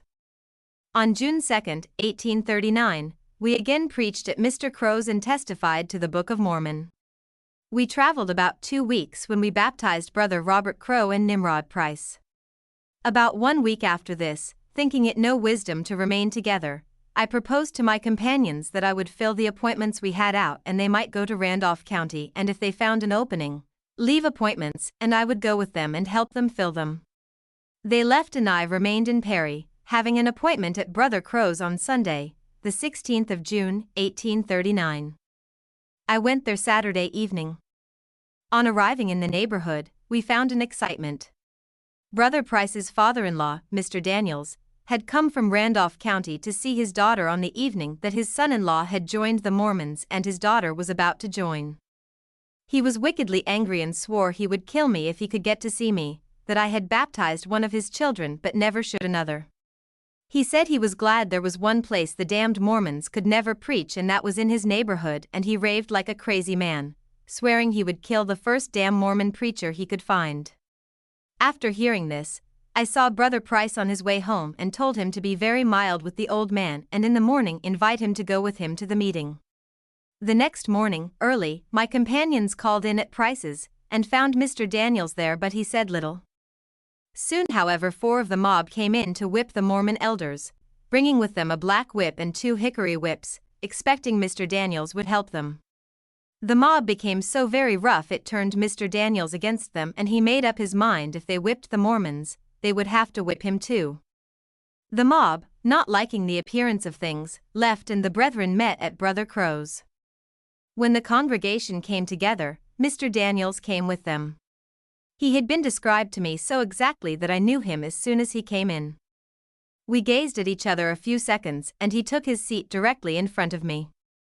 When the meeting was out, he invited me to preach in his settlement. I informed him that I already had an appointment there. On the 21st of June, 1839, we traveled 11 miles and preached in the courthouse in Georgetown, Randolph County. The day following we preached in the schoolhouse near Mr. Daniels. He was at the meeting. We spoke on the first principles, dwelling at length on the signs as in the apostles' days, now following all those who believe and obey. At the dismissal of the meeting, I saw a young woman weeping like a child. At this time Mr. Daniels came up and asked me to go and stay with him all night. This girl was his daughter. We went home with them and were well treated. 8 days ago this man was swearing by all that was good and great that he would kill me. He was now as kind and friendly as I wished any man to be. The next day we traveled 16 miles and preached at Brother Crow's. On the 26th, June, 1839, we traveled 19 miles and preached in the courthouse in Pinckneyville, Perry County. On the 30th we preached at Brother Crow's again and 2 women requested baptism. A few days later I baptized them. On July 1, 1839, we preached at a Mr. Williams. Williams had a sick child, but as they were Campbellites we did not think it wisdom to administer to the child in their presence. The child was very sick and we felt to pity the little one, so we watched the opportunity. When the father was gone and the mother went to a neighbor's for medicine, we stepped into the sick room and laid hand on the child and rebuked the fever and stepped out and took our books and sat down to read as we were doing when the parents left the house. The child was soon off the bed and came into the room where we were sitting and was playing on the floor when the mother came in. She was much surprised at seeing the child well and at play. We left without giving any information concerning the matter. These people afterward joined the church. Brother Price was very sick and sent for a doctor. We knew the people were watching us, and if Brother Price had not faith to be healed and we administered, the mob would soon be upon us. However, we resolved to call and give him some instruction on the subject of healing. We did so and started on our journey. We walked about 1 mile and found ourselves standing in the road, stopped as if by some irresistible power. We had lost all inclination to go any further. We stepped one side into a secreted place and laid our case before the Lord. We were instructed to return and administer unto Brother Price. We obeyed and returned. After some instruction, we laid our hands on him and blessed him. The next day Brother Price was well. We went to Georgetown to fill an appointment. After filling the appointment we were returning to Brother Crow's for the night. As we walked along the road we were confronted with a mob who had met to do us harm. When we approached, fear seemed to come upon them and they stepped back from our path. I felt as composed and indifferent as if they were small boys. They then started their demand that we should leave the country and cease preaching. I asked what law I had broken. Their reply was, "I don't know that you have broken any, but we are damned afraid you will." I replied, My father served many years in the Revolutionary War, fighting for liberty and freedom. He is yet living. I am his youngest son. I came here to preach the gospel, which I intend to do until I see fit to leave and not be guilty of yielding to a mob and not disgrace the name of blood of my father while he lives. Taking out my watch, I said, "It is time we were at our appointment. Good morning, gentlemen." We walked away, leaving the mob on the grass. This was on the 8th of July, 1839. On the 14th of July, 1839, we held the last meeting and preached the last discourse at Brother Crow's in Perry County, not thinking it was the last or having an intention of leaving this field of labor for months. On the 21st, July, 1839, we held a meeting in Randolph at Mr. Daniel's home. The way opened before us here, and it seemed as though our field of labor had changed. A Baptist minister who partly believed directed us to the home of a widow who lived with her son-in-law and his wife, who was her oldest daughter, and another daughter who was about 22 years old. The girl's name was Polly Turner. She had been sick and confined to her bed most of the time for this last year. The flesh was wasted away, and she looked as though her days were numbered and were very few. This family was Methodist. The brother-in-law who lived with them and supported the family had occasion to pass a house where I was speaking on the gifts of the gospel following those that believed. It was a new doctrine to him, and upon his return home told his family what he had heard.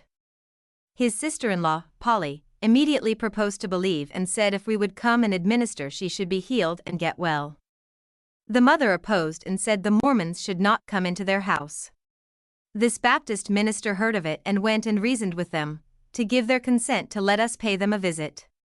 At first the old lady declined. No Mormon should come under her roof. We held a meeting at the minister's home. Polly's brother-in-law was there.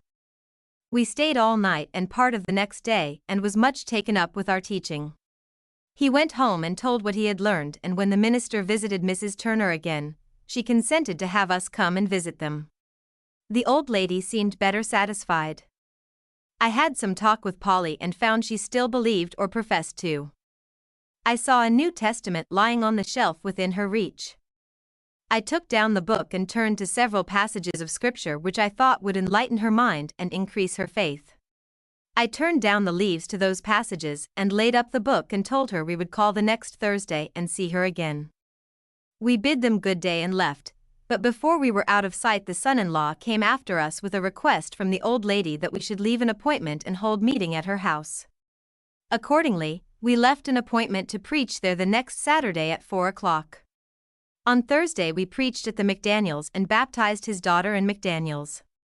The Saturday following we preached at the widow Turner's to an attentive congregation, in the room where Polly lay sick. We took up the first principles of the gospel and endeavored to prepare her mind with faith to be healed. After meeting they invited us to stay with them overnight, which invitation we gladly accepted, as it would give us a better opportunity to administer to Polly, as that was her wish. In the evening we called the family into the room where the sick girl lay and explained the principles of faith and told them it was by faith she would be healed, if at all. If what she believed to be faith was merely an anxiety to get well, she might not be benefited by our administration. On the other hand, if faith was pure, she would be healed. We told them that if we administered we should enjoin secrecy upon them and they must agree to tell no person. Let the result be what it might. To this they all agreed. When we stepped to the bed, we both kneeled down by the side of the bed and prayed. When through prayer we laid our hands on Polly in the name of the Lord as usual. When through, we arose to our feet and unthinkingly, I took her hand and commanded her, in the name of Jesus Christ, to arise and walk. While I held her hand she threw her feet off the bed and sat up a few seconds, then got off the bed and walked across the room, got a drink of water, and then came back to the bed and sat down. We took our hats and walked out a little distance to some bushes where we knelt down and gave God thanks, went into our room and lay down. This was the 27th of July, 1839. It was a pleasant night and I could have slept sweetly had not the bed bugs disturbed us so that I did not sleep an hour. Our room was adjoining Polly's room. She slept as little as I did. Soon after day dawned I heard her door open and she appeared to have gone out. She went out and walked about the yard.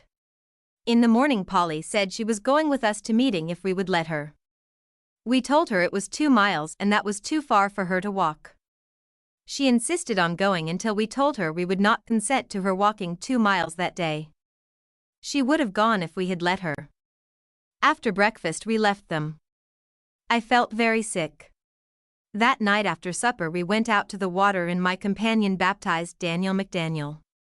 40 days before this man was swearing by all the highest oaths we could think of that he would kill me or the first Mormon elder he saw. He is now a humble, faithful Latter-day Saint. On Monday morning we started for Brother Crow's. When we had walked about 8 miles we met Dr. Black, with whom we had formed some acquaintance at Georgetown. After we had passed the usual salutations he said, "I understand you have healed Polly Turner. I have been her physician for a year and know she was past cure with medicine and know that no physician could save her. If you will call at my house, I will give you a certificate of the facts. Another doctor being 30 miles from here who had attended her with me will also certify the same. I will get this certificate for you." I thanked him and went on our way, somewhat astonished that the news of Polly's being healed should have gone 10 miles in 36 hours when her family agreed not to tell anyone concerning the matter. I had a sick day and lay down on the ground and rested several times. On arriving at Brother Crow's, we found Sister Crow on the bed sick and they had been praying for our return. We prayed for her and administered to her. She got up and went about her work well. I continued sick a few days and began to shake with the ague severely. Brother Cox took Brother Crow's best horse and went about 30 miles to where Brother Benjamin Clapp was preaching and got him to come and administer to me. He stayed 2 days, anointed and laid hands on me, but I was very little benefited, if at all. A few days after this Brother Cox was taken sick with chills and fever. Thus the devil had gotten power over us, and here in this place where we have preached the gifts and the power of the gospel, we were sick and could not help ourselves. We have called in an elder of faith, we have administered to each other, and yet we are here at Brother Crow's and cannot help ourselves.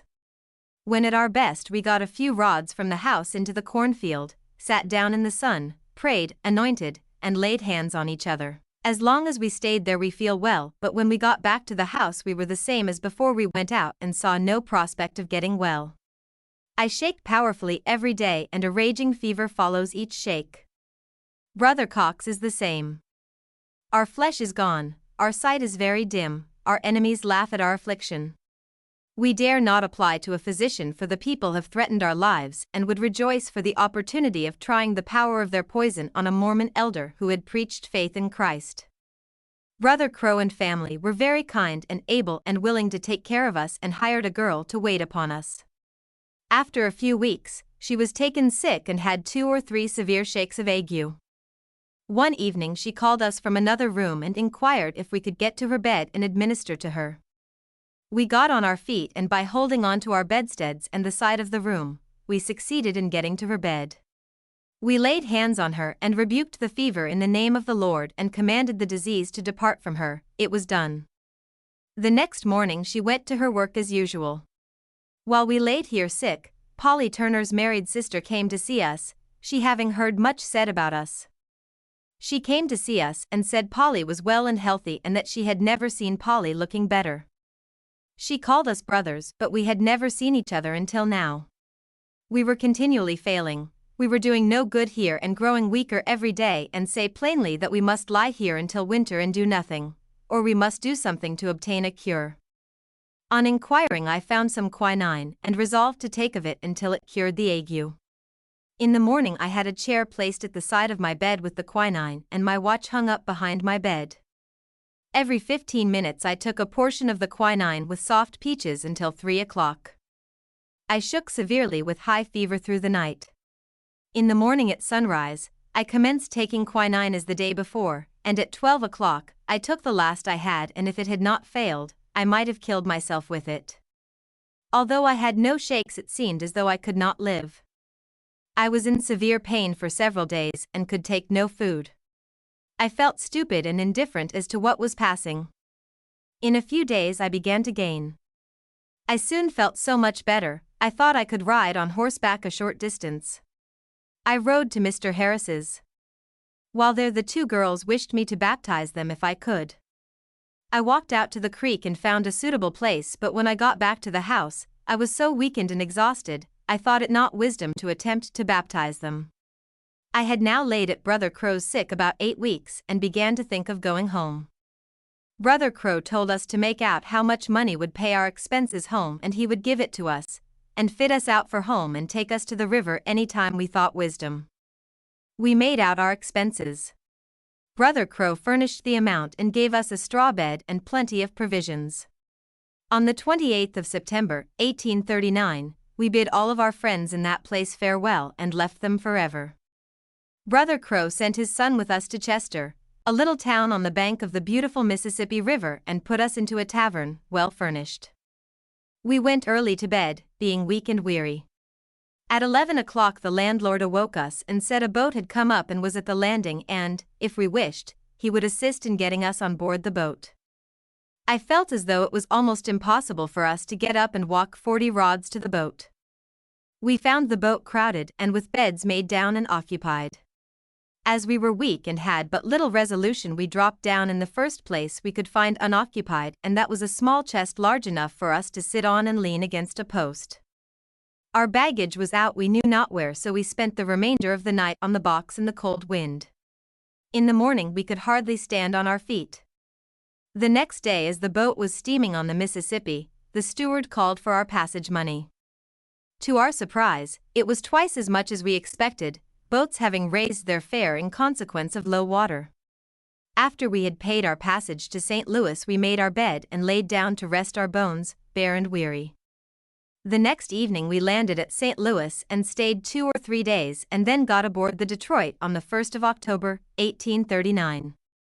As before observed, we had paid out 2/3 of our money to get 1/3 of the distance. Our provisions were dry and nearly gone, and we dared not pay out $1 for food, knowing we had only enough money to pay only 2/3 for our passage to Quincy. However, we resolved to do the best we could and trust the event with God. We left St. Louis at 1 o'clock on the 1st of October, 1839. The steward called for our passage money. We handed him all we had and told him it was all the money we had, that we were both sick as he could see, and had little provisions, but we must go home. He replied that we could go. The river was so low that we should be 3 times as long going up as we were going down, and of necessity suffer for food. We ate but little. We were detained much in getting the boat over the bars. I became very hungry and weak, and no appetite for the dry bread we had. The day before we landed I was walking from one room to the other, and I saw on the floor a cooked potato. I slipped my hand with it into my pocket and went out of sight and ate it. I felt thankful that I was thus blessed. We landed at Quincy in the evening about 8 o'clock. We had been wondering how we should get up the hill with our things, as weak as we were, and where we could stay overnight. When the boat landed, many of the citizens came on board, and among them was Brother Cox's brother-in-law and 2 companions. This gave us much joy, as we had heard nothing from home or our wives since we left home. Our letters were destroyed by the mob at the post office. These brethren took our things and helped us off the boat and up the hill, and with their assistance and by sitting down and resting several times we got to Lyman White's. Brother White had gone to Commerce to conference. Sister White received us kindly and told us they had 1 horse, a double harness and a wagon, and we could have the use of them to get home to Limey, a distance of 21 miles. The brethren gave us 50 cents apiece to help us home. I saw the old miser, for so she proved to be, a Sister Pinkham, whom Sister White said we could get a horse and wagon from, she thought. I told her our sorry tale, which did not reach her hard heart. Neither could I until I told her the brethren had given us 50 cents each to help get some dinner and help us home. She said if we would give her $2, we could have her wagon. I told her I had but $1.50. After a long time she thought, seeing as we were missionaries and sick, we might take her wagon for the $1.50. I gave her the money and was glad to get out of her sight. We soon managed to harness and get into the wagon, faced homeward, blessing Sister White but feeling in our hearts to curse the old miser, although a professed sister. At noon we stopped and begged dinner and fed our horses, and at sunset drove up to my door. I found my family well, although they had lived the last week on potatoes and salt. I was pleased to get once more to my family, thankful that my life and that of my family had been preserved in our separation on this mission. I traveled over 1,000 miles, preached 26 times, administered to 6 persons, all of whom were immediately healed, and was home 4 months and a half and was sick 10 weeks of that time. We baptized many and taught many the gospel. We have been despised, threatened, cursed, damned, belied, misrepresented, slandered, hunted and mobbed, and out of it all, the Lord has delivered me, thanks to his holy name. In the winter we understood that the gathering places for the saints was at Commerce, since called Nauvoo. Accordingly, I went to Nauvoo and told the agent I had come up to see if I could get a lot. I was poor and had lost all in Missouri, and I, a traveling elder, and if I was kept traveling to pay for a lot and support my family was out of the question. I would like to live with the saints in Nauvoo, and if he would let me have a lot and I could stay at home, I would pay for it. If I have to pay for a lot and travel too, I had better stay where I am. Oh, said the agent, I think we can let you have a lot. We will go and see if we can find something to suit you. He led the way into the bench and went on to the southwest corner of the 4th block north of where the temple has since been built, on Wells Street. He then turned to me and said, "This corner lot you can have." I told him I would take it. He then put a record of it in his memorandum book, and I lived on that lot 6 years. I moved my family onto the lot the 1st of April, 1840. In the early rise of this church, it seemed that some of the elders believed that the second coming of Christ was near at hand, and in a few years the Savior would come to his people and take vengeance, and the nations be wasted away and be destroyed, and especially this nation. Some prophesied that in 10 years there would not be an unbeliever in some of our large cities. At the April conference, 1840, the prophet Joseph, while speaking of some of the elders on this matter, said they were mistaken. The Lord would not come in 10 years, no, nor in 20 years, no, nor in 30 years, no, nor in 40 years, and it will be almost 50 years before the Lord will come.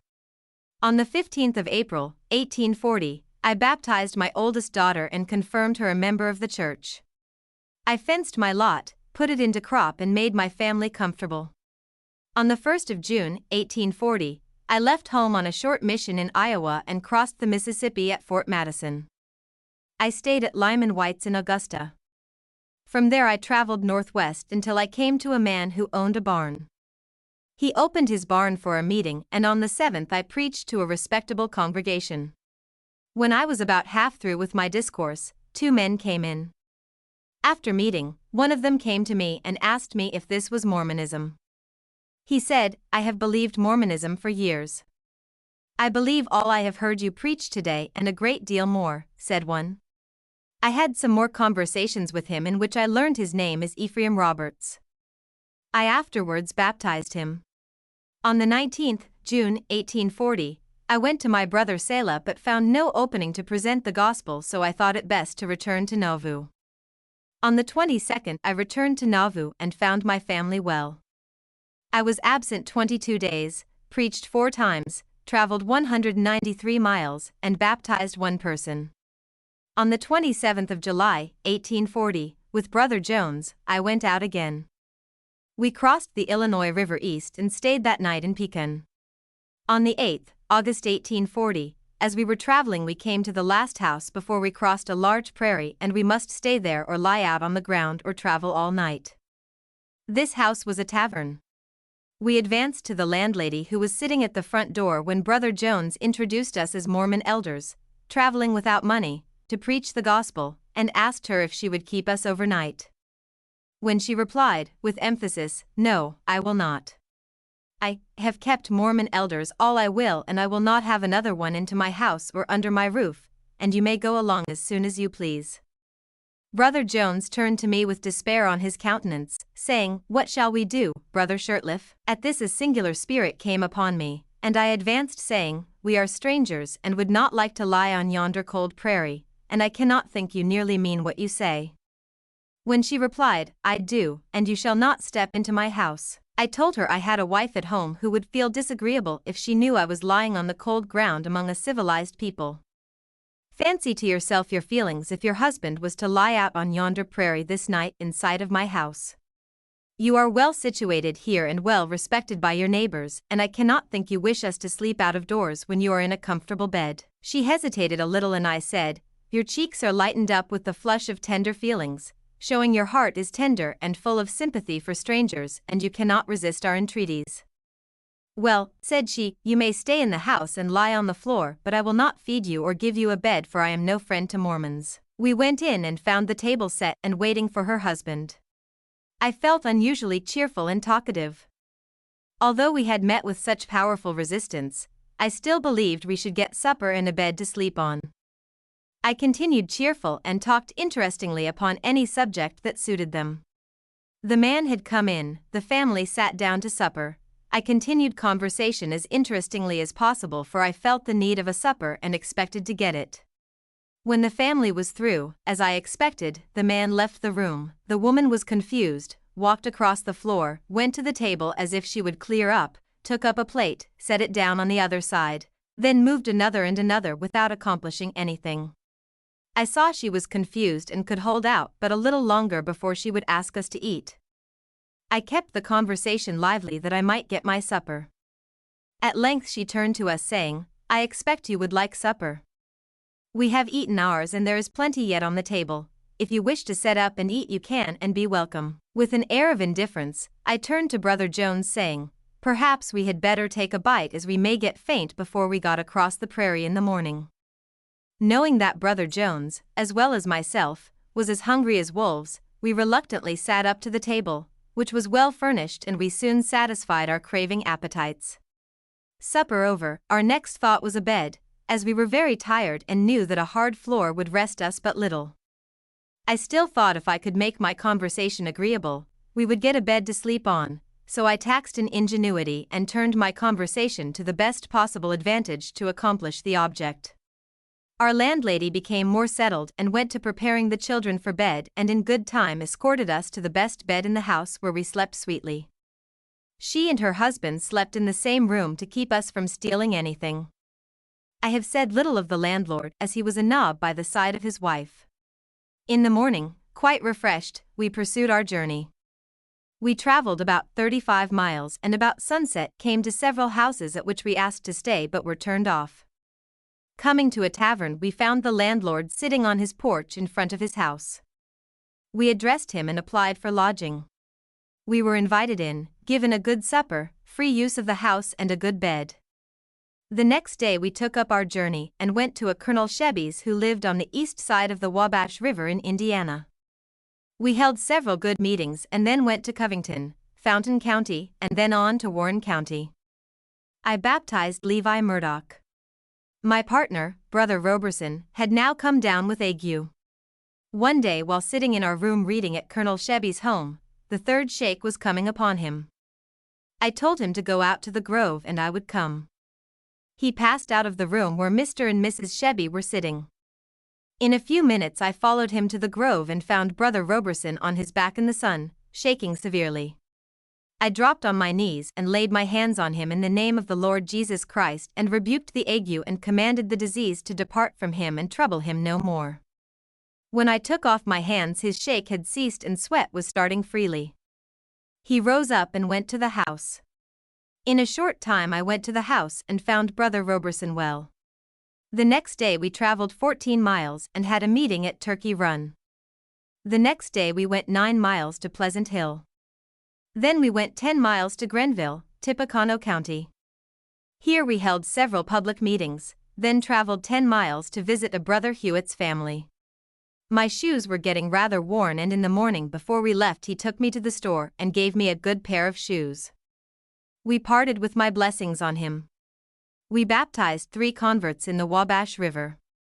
1, Mother Murdoch, had a fever sore or white swelling on one of her legs which had troubled her for some years, and she was likely to be a cripple all her life. When we confirmed them, which we did on the water's edge, we also administered to her. Her sore dried up and she was healed. On the 20th of September, 1840, we baptized another member. I was expecting my wife would need me at home about the 1st of October, 1840. I promised her I should be home by the time I was needed. Brother Rogers was ready to start with hhis family to Nauvoo. We had a hard time as we had to sleep on the ground most of the way. On the 5th of October, 1840, I arrived home and found my wife had been confined 1 week with a daughter. On this mission I had been absent 2 months and 8 days. I held 26 public meetings, baptized 5 or 6 persons, and traveled 864 miles. I was now employed to teach the school which helped me to school my children and at the same time to procure wood and provisions. I had a large school and taught widows and orphans free. The Lord blessed me and I got through the winter very well. I was preparing to preach the gospel to my relatives and friends in Ohio, which I had been trying to do for 2 years. On the 6th of April, 1841, with several others, I was called upon to take a mission east. I went home feeling a desire to comply with the requirements, but I was short of clothing. My coat was threadbare and my pants patched on the knee and other clothes scarcely suitable to appear among the saints at home and to go into the congregations of the Gentiles with patched clothing. I would have but little influence. It had been 3 years since I had an opportunity of laboring for the benefit of my family and have traveled most of the time. I have spent much in moving my family from place to place, and buying a house and lot in Kirtland and farm in Missouri, besides assisting many others in building up the kingdom of God. All this I rejoice in and am thankful that I had something to do with. Neither am I sorry I have done as I have in this thing, although I am in low circumstances. While thus engaged in thought, 2 young brethren from Nashville, Iowa came in to stay with me overnight. In the evening, in speaking of my going on a mission, I observed my pants were rather worn, but I would do the best I could. One of them, David Sela, said to me, "If you will come over to Nashville and preach to us, I will give you a pair of pants." I told him I knew of no other way to get them and I would go. On the 18th April 1841, I went, stayed over Sunday, preached twice, and on Monday morning bought me cloth for a pair of pants. My wife made them and I was well pleased. On the 30th of April, 1841, I started in company with Horace S. Eldridge for my mission. We traveled about 90 miles in 3 days to Mason County, where Brother Eldridge's wives' people were living. Here we stayed 6 or 7 days, preached twice and baptized Benjamin Chase, Brother Eldridge's father-in-law. We then pursued our journey eastward. When we came onto the road leading from Kirtland to far west where the saints had traveled, we found some difficulty in obtaining food and lodging as the people were very hard toward the Mormons. We crossed the east line of the state of Illinois and overtook an ox team. The teamsters were sociable and we traveled together until night. About 4 o'clock we came to a deep stream of water where it was necessary for the oxen to swim. We climbed on top of the wagon and kept dry. We traveled 30 miles today and were somewhat weary. There were about 4 houses between the river and a 16-mile prairie. We thought best to sell at the first house and see if they would keep us overnight. The team raised on and we called at the first house and were refused. Each house in succession refused to keep us. When refused at the last house, we saw the team and teamsters camped a short distance from the house. They had kindled a fire and were preparing for the night. We went to them and told them our situation. They said we could eat with them, but they had no extra bed clothes. Supper was ready and we sat up and ate.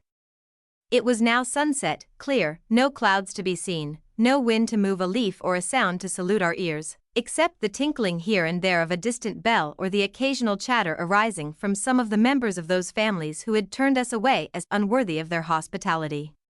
It was such an evening as is not known except on the wide-spreading prairies of the West. While surrounded with this scenery, it was suggested to my mind that if Brother Eldridge would sing 2 or 3 of the songs of Zion, the people would come out of the house to the gate. I told Brother Eldridge, and he soon sang a hymn which brought several of the inmates of the nearest house to the gate. I told Brother Eldridge that the next would fetch them to the camp, and the next would fetch the invitation to go in and sleep. The second song brought them to the camp, but after the third song the family returned to the house, but the landlord stayed as in deep thought. At length he walked a little way toward his house, then returned and gave us a polite invitation to walk with him to the house and sleep. We cheerfully accepted the invitation.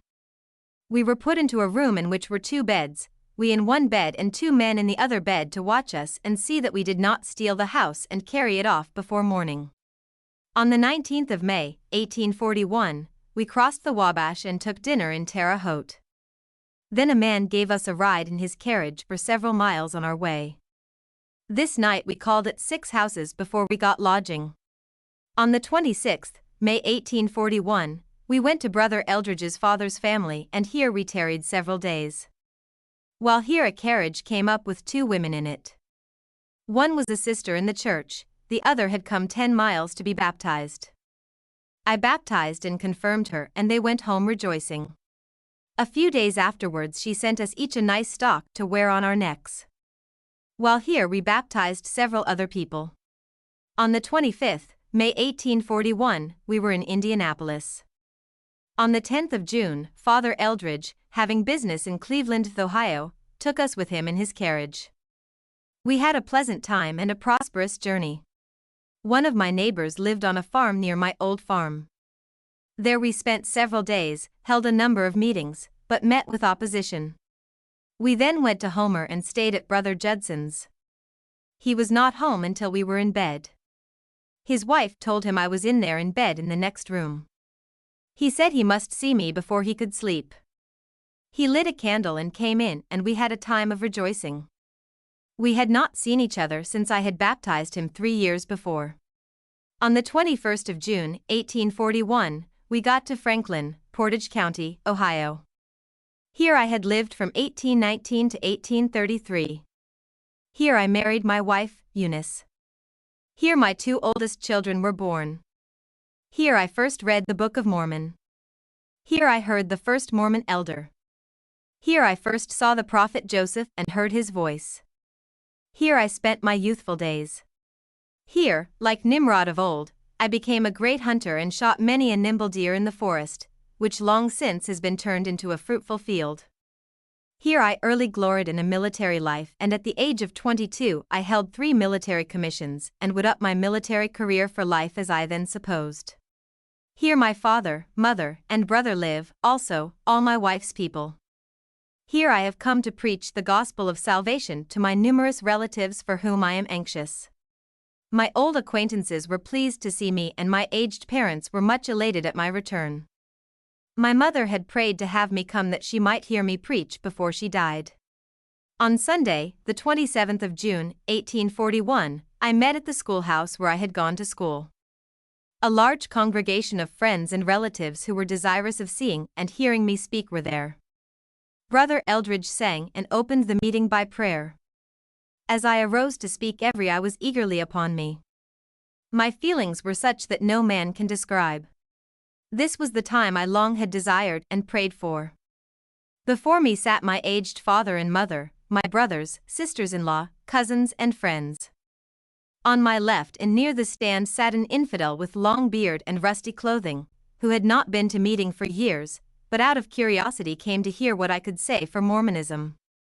I was full of the Spirit and took up the first principles of the gospel and spoke for 1 hour and a half and dismissed for 1 hour, and spoke again in the afternoon, showing the continuation of the gifts of the gospel as anciently. After some remarks by Brother Eldridge, we gave out an appointment to preach on the next Thursday. I came early to the house and found the old infidel here ready to shake my hand.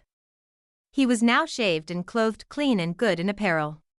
He said he had long ago locked up his Bible that his family might not read it because of the differences of opinions of all the other churches, but he heard more good from Mormonism than at any other place, and he and his family were going to their meetings. On the 5th of July, 1841, we went to see my oldest brother, Selah. He did not care to hear anything about Mormonism, and there was no unity of feelings, and we felt lonely and glad when the time came for us to leave.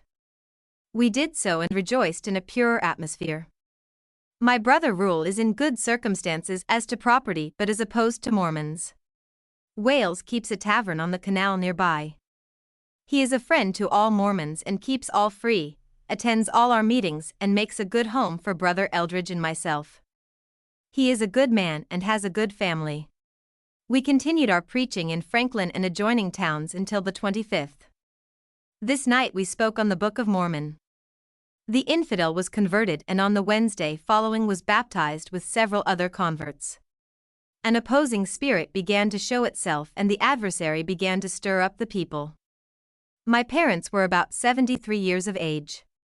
My wife's were 62 and upwards. My father had been a Methodist but for the last 25 years had belonged to no church. My mother was a Campbellite. My wife's parents had been very strict Presbyterians until we began to preach. My mother was in very poor health, having had 2 strokes and felt the third one was near upon her, through which a person seldom lives. The 4 parents received our teaching and requested baptism. 2 o'clock on the 4th of August, 1841, was the time appointed to attend to this ordinance. They chose not to be baptized in public but in a stream near father's house. The day arrived and my mother was worse than she had been for some weeks. When we got together she was quite sick and had given up being baptized that day, still she was anxious and asked me if I thought she had better be baptized. I told her to do as she thought proper. She said she could not stand going into the water and thought she would not go, but says she, "Do encourage your father to go if I do not, for he thinks of waiting for me." She went into the next room where father was and soon came back and said to me, "I cannot bear to wait. I can ride in my rocking chair and I think it won't hurt me." They were soon ready and we put her into the wagon in her chair and the wagon started on. I stepped into the house to see if all was right and seeing mother's camphor bottle, I put it in my pocket. Why I took it, I did not know, it caused a singular sensation in me. Our company consisted of our 4 candidates, myself and Brother Eldridge and some we had baptized. When at the water my reflections were such as I had never experienced. To see 4 persons as old as those candidates were at once at the water was what I had never seen, and that they were my parents for whose conversion I had long prayed, it was almost overwhelming. I felt that I could do nothing toward performing the ordinance and requested Brother Eldridge to go ahead and I would do what I could. When all seated at the bank of the stream, Brother Eldridge went to prayer saying, "O God, the esteemed Father, let this day be a day long remembered by thy servants and those present." At these words a general feeling seemed to rest upon all present. As for myself, I was overcome. My nerves were seemingly unstrung and I could not, for some time, control my feelings. When the prayer was over and the candidates were ready, we both assisted them into the water, and when my mother stepped into the water, she was immediately taken in a stroke. We took her in our arms and carried her senseless to her chair. We made use of the camphor I brought with me but no life appeared. We took her in her chair and carried her toward home. When we had carried her about 6 rods she sneezed. This was the first signs of recovery, but she did not recover her reason. A council of doctors was called and it was their decision that it was a stroke and there was no chance for her recovery. It would soon have come on if she had not gone into the water, but it might have come on a little sooner by her going into the water, but in either case, there was no remedy. On the 6th of August, 1841, at 10 in the evening, Mother died. Her prayer was heard and answered. She had the privilege of seeing me and hearing me preach but was deprived of obeying the gospel I preached. This was a trying time for me. We were aware that the enemy of all righteousness would take advantage of this occurrence. The question was soon asked who should preach Mother's funeral sermon. My father was a Mormon but said he would leave that to the boys. It was agreed on an old friend of the family, a Methodist, should preach. The minister applied the lash to us because under the circumstances we were bound.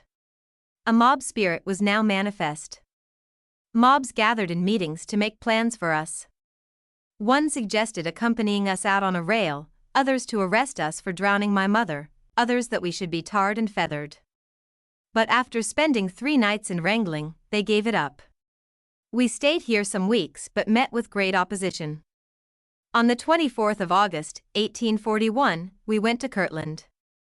We visited the temple in my house and lot and had a pleasant time. Then we went to Cleveland. This city has doubled its population since I was first here. On the 27th, August 1841, we returned to Franklin and found the saints rejoicing in the truth lately received, 12 of whom we had just baptized. On the 6th of September, 1841, we filled an appointment at Stowe and held meetings for several days. On the 8th, September 1841, we traveled 43 miles to Sullivan, and visited with my old neighbors until Sunday, the 12th, of whom we had just little success with our meetings. We called at New Portage and from here to Northampton, where we held meetings. On the 19th we went back to Franklin. We now prepared to return home. Our shoes were worn and the brethren wished to help us to such things as we needed and got some leather to make each of us a pair of boots. The bootmakers were so busy we made our own boots. On the 22nd of September, 1841, we organized a branch at Franklin. I stayed at Father Gaylord's. Altamira, my wife's sister, made me a pair of pants. On the 26th of September, 1841, we gave the parting hand to the saints and friends in Franklin. Here were my parents, relatives, and those whom I grew up with to manhood. Here the habitations, the streams, the lakes, the fields and forests were all endeared to me, and I was now about to leave them for the West. Whether to see them again in this life or not was unknown to me. My life, my time, my labor, was not my own nor at my disposal. I am under the control of the priesthood and may be sent to some far land to preach the gospel for years to come and no more see this land or the inhabitants thereof. All is uncertain in this world to an elder in Israel. Yet in the West is something more attracting. There reside my wife and children, also my brothers and sisters in the new and everlasting covenant, 1,000 times dearer to my soul by the trials we have gone through together, and my duty now calls me to visit them. On the 29th, September 1841, we left Sullivan for the West. Mr. Whitcomb was going to take us in his wagon. 4 of us in a good wagon started our journey with a good team and plenty to eat. We went on our way rejoicing, thankful that we were delivered from a great mob and on our way home, having discharged our duty faithfully in all things, having a conscience void of offense toward all men. We had a safe journey home and arrived in Nauvoo on the 20th of October, 1841. On this mission we traveled about 2,000 miles, held 58 public meetings and baptized 15 or 16 persons and were absent from home 5 months and 21 days. I was now in Nauvoo, without money, provisions, team or anything to winter my family on, or my 2 cows. My family consisted of a wife and 5 children, with very little clothing and no fuel. My firewood had to be hauled 3 miles from the island of the Mississippi River. It looked rather dark and doubtful how I was going to get through the winter. I had cloth for a pair of pants left my wife by her brother for his board. I needed this cloth but saw no way but to sell it to help me through the winter. I took the cloth and went to Esquire Wells, an old resident, and traded it for an acre of corn and fodder, cut and bundled up well. This fodder wintered my 2 cows and made my bread. I rented a log house and took a school. Thus I taught my own children, got my firewood and some other things for our comfort. I had a large school this winter. I attended Sabbath meetings and debates one night each week. I engaged to teach this school 3 months for $3 per head and hired my house and furnished it, and for 1/3 of my scholars I got no pay, as I made it my rule to teach all children free who were too poor to pay. Thus at the end of the quarter I had but little due me. In the spring I was in 2 strange circumstances to volunteer to travel and preach. My clothes were worn and my family was so destitute I thought best to stay home and labor at something beforehand that I could leave my family comfortable in the fall. I had helped lay the foundation of our temple in Nauvoo and now wished to do something more towards the building of it. Accordingly I went to the temple committee and hired them to work on a boat to boat rock, timber and wood. I here got provisions to keep my family alive, and that was all I expected. The committee did the best they could, but they had nothing better in their hands to give us. We labored 10 hours a day, and got something to take to our families for supper and breakfast. Many times we got nothing, at other times we got a ½ pound of butter or 3 pounds of fish, beef, and nothing to cook it with. Sometimes we got a peck of cornmeal or a few records of flour, and before any more provisions would come into the office, the hands that worked steadily would sometimes be entirely out of provisions and have to live on herbs, boiled, without any seasoning except salt, or on parched corn or anything we could get to sustain us. I had some milk from my cows, and by putting it half water and, if we could get corn or meal, we could live well for these times. For breakfast we would eat a little of this mush and then take a pint of milk in a bottle and some mush in a cup for dinner, go to the boat at 6 and at noon eat dinner and thank God that I and my family were thus blessed. And often I worked until dark before I could get home.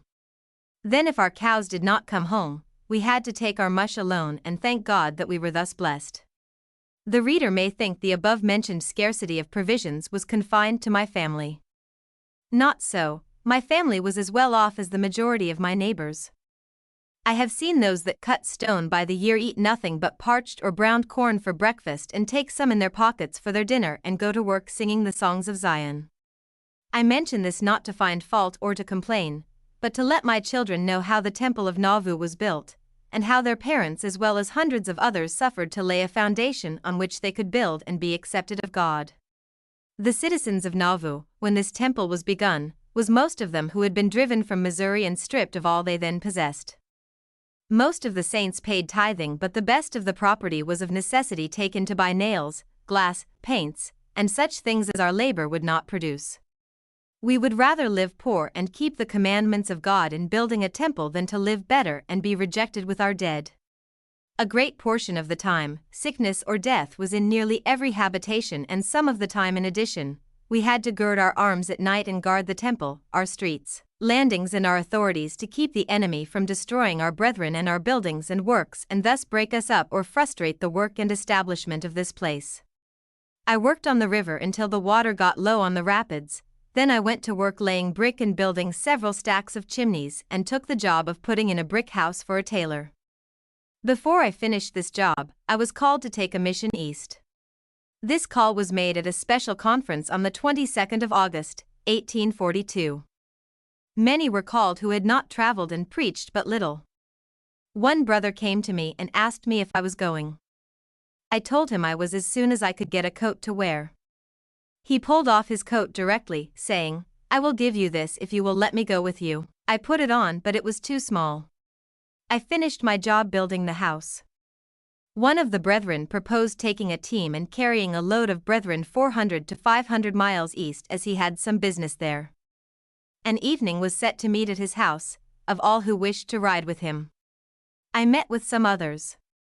In conversation I observed I wished I could find a man with 2 coats and would give me one. A brother abbot stepped up before me and looked at my size, saying, "Try this on, if it will fit you, you may have it." It fit me well and he gave it to me. It was suitable to wear into my congregation. Brother Titus Billings and Daniel Allen and myself agreed to fit up a horse and wagon and go together. For some reason, Brother Abbott did not go.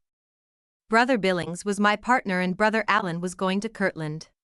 When we were mostly ready to start, Brother Noah Packard said he must go with us. We told him the wagon was small and loaded and one small horse was to draw it. He insisted on going, saying he would not trouble us any further than to carry his things. We would furnish his lodgings and walk and furnish the horse food. On the 19th of September, 1842, we started from Nauvoo. We designed going to Massachusetts and Vermont, as Massachusetts was my birthplace and Vermont was Brother Dilling's native place. We expected to be absent through the winter at least. I had something due me from the temple office and some for putting up the brick house and some small debts for school teaching. Out of these small debts my family was to live until my return. To collect this would keep one of my children or my wife constantly on the street, as they could collect little at a time. It was trying to my feelings to leave my family in such circumstances. In order to winter my cow I had to sell one cow to get hay to winter the other. I never left my family in worse circumstances before. I was much troubled at leaving my family under such circumstances, yet, it was the best I could do. I must go. I had promised the Lord I would go as long as I lived and preached His gospel, if He would let me know what His gospel was. He had done so and I dare not stay at home. My salvation depended upon my keeping this covenant. The morning I started I could not have eaten my breakfast if I had had any to eat, but we had none and my wife had to go borrow before she could get any for herself and the children.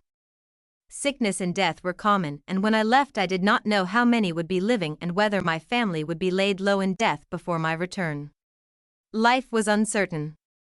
These things harrowed up my mind continually, and when I left home it was like in one sense burying some of my family. When about 80 rods from my house, I looked back and saw my wife and children taking their last farewell for the present. My whole soul was moved with compassion. I turned around and dedicated them to God and asked Him to protect them until my return. This satisfied my mind and I went on my way rejoicing, confident we should meet once more in this life. Nothing of importance occurred for 2 or 3 days when Brother Packard was taken sick and was sick several days, in which time he called on us to administer to him, which we did with all the faith we could raise. He had forced himself onto us in this journey and was now confined to the wagon and we had to walk. He had not seemed to have much faith in accomplishing when he had promised and even tantalized us of not having faith to heal him when sick. On the 26th September 1842, we came to Camden. Here we held a meeting and held a council about Brother Packard. He was a little better, so we left him here to preach on Sundays and to work on the book he was writing. We thought this as suitable as any place for him to stop. He consented and we left him. We went back and came to Colonel Shelby's. When he saw us coming, he came out to meet us and was very glad to see me once more and said we should not leave until an elder he had sick in his house was either better or buried, for he was very sick and very desirous of seeing some of his brethren. On going in, behold, there lay one of my neighbors called to go the same time I was. He started first and came there sick and was much rejoiced to see us. We administered to him and then was sent to go 3 miles and administer to a daughter of Colonel Shelby's. The next night I started, with one of the colonel's sons, on horseback. The Wabash River was high, more than halfway up the sides of our horses and rising fast. It was dark and to me it looked dangerous. However, we got over safely and I administered to the sick daughter. On our return that night the river had risen and it was a very dark night. It looked doubtful, our getting on the other shore without swimming. The young man was well acquainted with the river and so were the horses. The young man took the lead and said if I would let my horse come as he had a mind to and I would stick to him, he would carry me across safely. I pulled myself up on the saddle as high as I could and in we plunged. I could see neither much of the horse or water and nothing on the other shore. If I could have seen the opposite shore, I would have felt safer to have done my own swimming and let the horse do his. However, when I discovered the water was getting shallower, I thanked God for my deliverance. The next day we spent with the sick elder. He gained fast and was now walking about the house. We intended leaving the next morning but Mrs. Shelby detained us. She told her husband there was no use in their doctoring anymore as the Mormons could cure 2 men to their 1. The Shelbys were doctors of the best skill. October 1st, 1842, we made ready our horse and hitched her to the wagon and was about to take our leave when Mrs. Shelby said she could not think of our leaving and she was not baptized and asked me if I would baptize her. Oh, certainly, I said, that is my business. Mr. Shelby soon drove his team to the door and we got in and went to the Wabash, and when I had baptized her we all stood silent some time. Mr. Shelby stood looking at the baptismal water. At length I broke the silence and asked him if he wanted to be baptized. He seemed deep in thought or overwhelmed with grief and spoke not a word. After some time he turned and prepared his team and we rode to his house. We gave them our parting hand and continued our journey. He lived on a few years, disease took hold of him and soon laid him low. He then sent out to find an elder to baptize him but found none and he died out of the church. Truly, delays are dangerous. When we reached Franklin, Ohio, we found the brethren in good spirits and were well except my father. He was sick and was living at my brother Rule's, who was my enemy the last time I was preaching there. This was a grief to me as I had but little opportunity with father. I visited him several times, however, thinking it was the last time I should see him before he passed through the veil to associate with my mother in whose company he delighted. I tarried here 5 days and then went on to Kirtland. On the 22nd of October, 1842, we went to Fairport and took a boat to Buffalo. A very bad thunderstorm came up and a strong west wind. I was dreadfully seasick and we had a stormy trip and were not able to land until 11 o'clock the next day. On the 23rd of October, 1842, we took the road to Rochester and traveled on as fast as we could, and on the 26th we reached our destination. It was now late in the season and the roads were muddy, the days short and the weather was getting cold.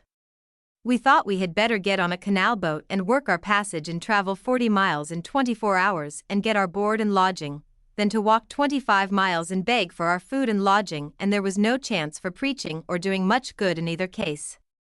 Accordingly, we went to the boats in Rochester but could find none that would take us, so we started praying the Lord would open up the way for us. We had walked but a few miles when we came to the canal, and looking, we saw a boat coming towards us. While waiting on the bridge, Brother Billings said he would drive the boat half of the way if he could have his board and ride the other half of the time. When the boat came under the bridge, Brother Billings asked if they wanted to take a couple of passengers to work for their passage. The boatman said he would take one if he would drive half of the time, but they had no use for the other man. At that Brother Billings jumped on, and I following, not knowing how I would pay, as I had but 70 cents and Brother Billings nothing. We were on the boat and must make the best of it. We soon found that the boat left Rochester the evening before with 500 barrels of flour and stopped at night. During the night the boat had sunk and the water had risen halfway up the sides of the bottom tier of barrels. In the morning they had unloaded 50 barrels and raised the boat and came on their way. The captain had lately brought and was taking the flour to Albany, the second load of a large contract, and was responsible for any flour in his possession. About 1/4 of this load had laid 6 or 8 hours, 1/2 under water. The captain said the damage would be put at least $250, and the news of his loading being damaged would hurt the reputation of his boat, and he would very likely lose his contract. The captain felt very badly, and I felt that if I could help him out, I would get my passage to Albany. I examined the barrels, and it was suggested to my mind that by taking up the barrels and washing them so that the part that had not been wet would look like those that had been wet, no person could tell anything of the conditions. I spoke to the captain about the matter, and he and I went to work and rolled out the top barrels until we got out one of the bottom barrels and took the end out and found no damage done by the water. Then we washed all signs of damage, and when this was obliterated, we handled the whole load over and replaced them, which was quite a job. We traveled night and day and enjoyed our journey. On November 3, 1842, about the middle of the afternoon, we landed in the city of Albany, and the North River, about 63 miles from our destination. When the captain saw us making preparations to go, he said we must stay until morning and get our breakfasts, and then we could go.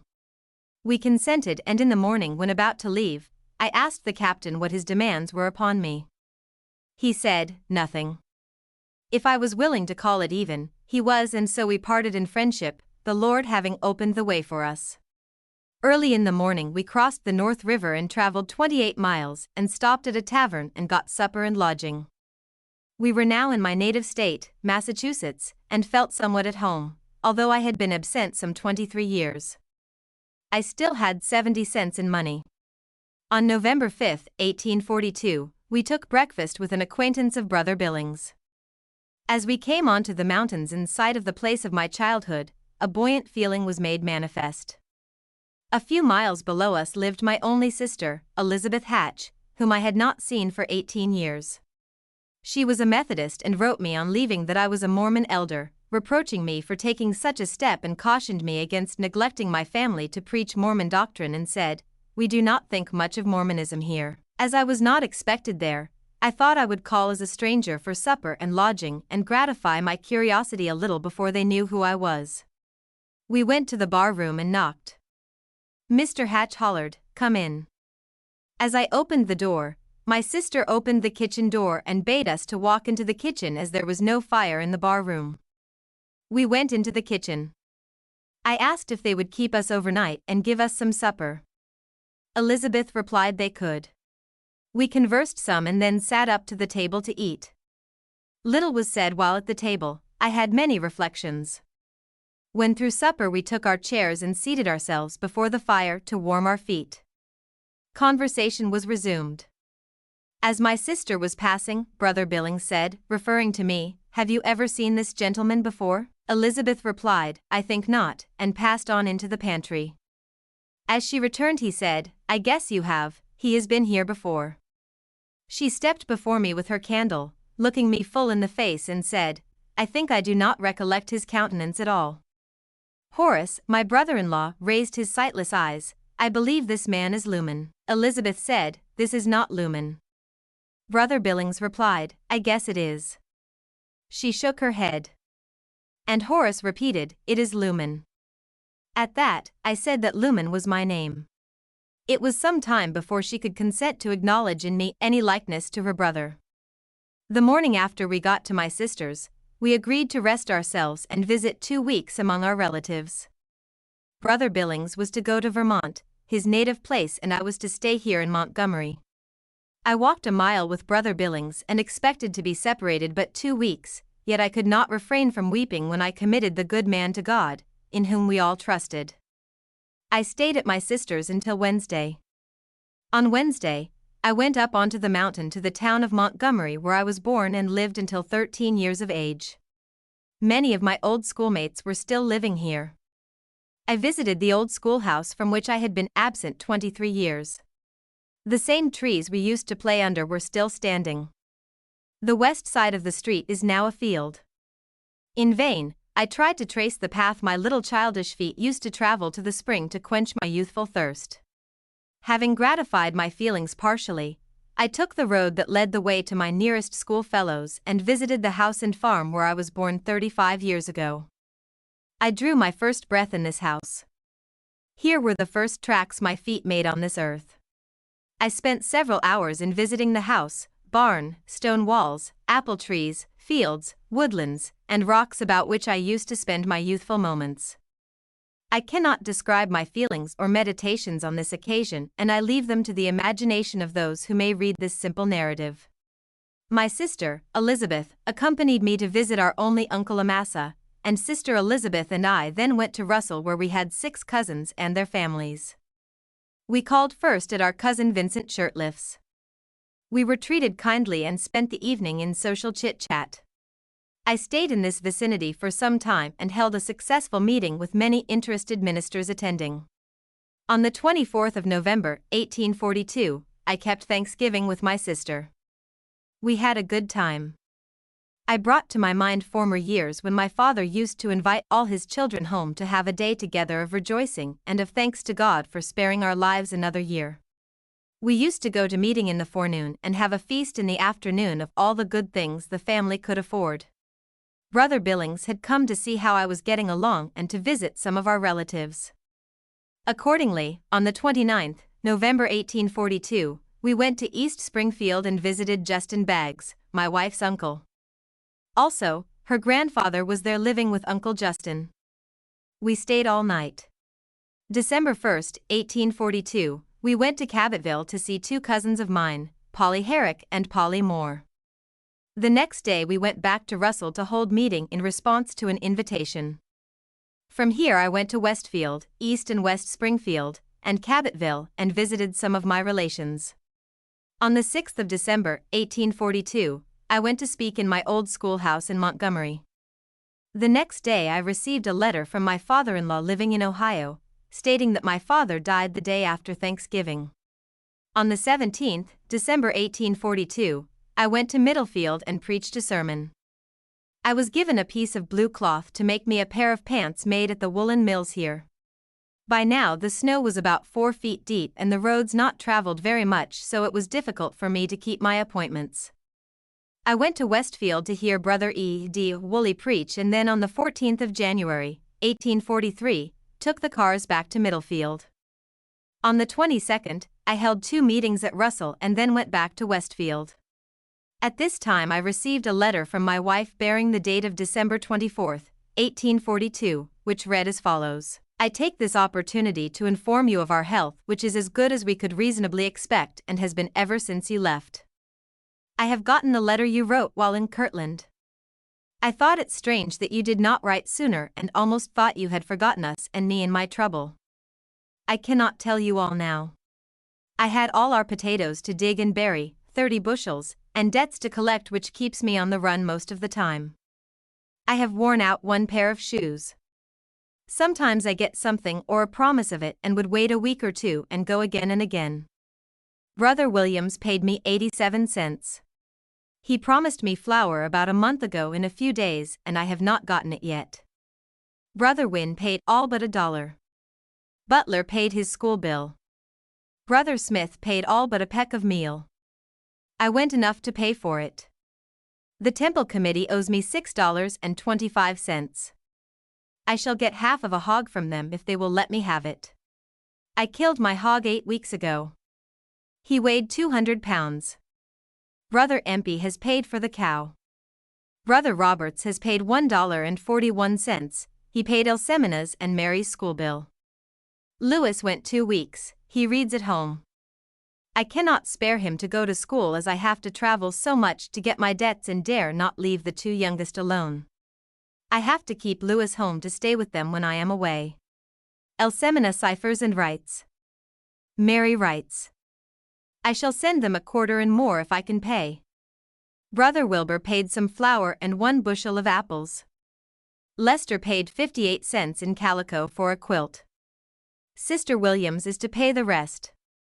I was obliged to get a pair of shoes of him or go barefooted like those you got me. Brother Hoggerson, he who you let have the cloth, works in a shop near the temple, but his boss would not let him have the leather to make a pair of shoes. Luman, you wish to know how I got along for clothing. I have gotten more since you left. I was obliged to wear out my best black dress. Brother Roberts said he would pay me in store goods when he burnt his kiln of potter's ware. As for wood, I have been short and had to cut and burn rails and shingles. Brother Billings' boys who were to get me wood for the watch, got over 1 boatload. Brother Minor drew 1 load. Brother Chittister drew 2 loads. John has been onto the island and chopped 2 days. Brother Lane has drawn 1 load and Brother Littlefield another. John will probably stay with me most of the winter. I think you would like to know my situation. I am 4 months on my journey. For 3 months I have been so sick that I could not eat a full meal of victuals. That is now stopped and I have the heartburn very bad and I have no husband to talk with or comfort me these long nights. Luman, I do want you to come home as soon as the watercourses are open in the spring. You know I cannot get anything out of the store and what am I to do? You know when Jane was born you were gone from home and I had to get along the best I could. Luman, I do not think it is your duty to stay and leave me in such circumstances. Come without fail. Write when you get this. It is now 12 o'clock. May God bless you, Eunice B. Shurtliff. I have copied the above letter that the reader might have a faint view or a small understanding of the trials, labors, sufferings, and hardships of the sisters, and especially the wives of the traveling elders. They were persecuted, driven, robbed, insulted, and abused, and for many months, for years, deprived the society of their husbands, even in poverty, sickness and death in their families, often bearing children without their husband to comfort them, console, or bear a part of their sorrow, sickness, and affliction, often short of food, clothing, furniture in their houses and bedding to lie upon comfortably with all the cares of a family upon them. On the 29th of January, 1843, I preached twice in Russell and notwithstanding the deep snow and cold there were some who wished to be baptized. At the close of the forenoon meeting, I gave an invitation to all those who wished to be baptized to rise up. For females arose. This caused my soul to rejoice in seeing the fruit of my labor. We cut the ice and prepared a place to baptize where a large assemblage gathered. At the water I made such remarks as I thought necessary. I went into the water and baptized those 4 women. I felt heartsick that there was not a man baptized to preside over the branch. I stepped out of the water onto the ice and on turning my eyes toward the congregation, I saw Cousin Vincent Shurtliff and I said, "Do you not feel like going into the water today?" He said nothing, but began to unbutton his vest. Seeing this my heart leaped for joy. He laid off his coat and vest and I took him into the water of baptism. At evening we held a meeting and I confirmed them members of the church and gave them such instructions as the Spirit dictated and we had a first-rate time. I baptized several and preached a great many times. After the 25th of March, 1843, Brother Billings returned from Vermont. Soon after this the snow fell so deep it was difficult traveling. On the 3rd of April, Brother Billings and I went to Little River and organized a branch of the church. On the 16th of April, I baptized 2 more of the cousins. On the 25th, Brother Billings left me and went again to Vermont.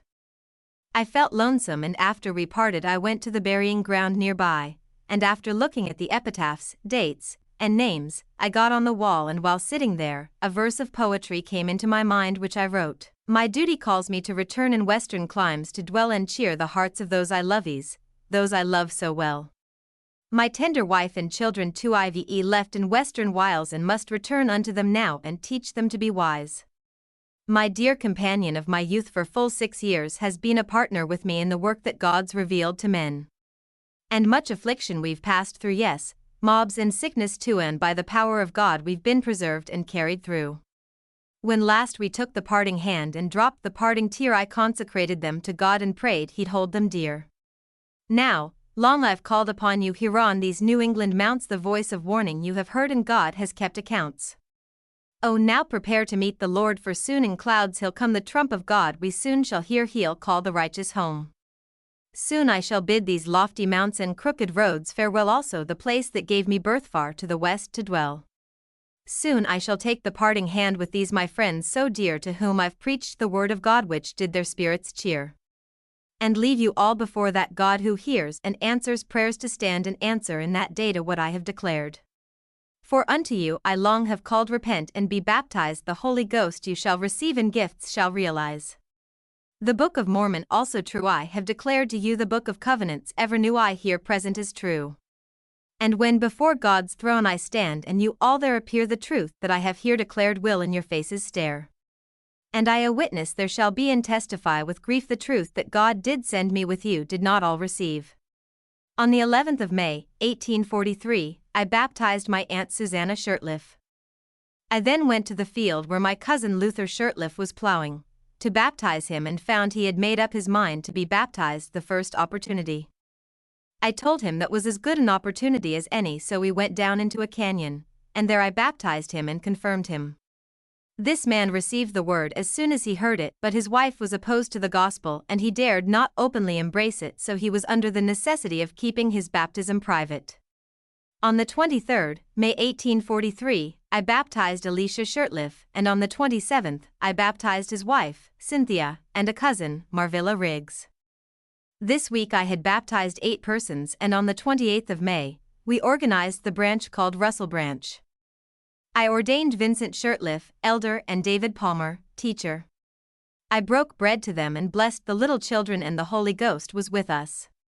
At the close of the meeting, the saints sang the farewell song that I had composed a short time before. The Reverend M. Dayton stood up and sang with the saints, looking like an old patriarch.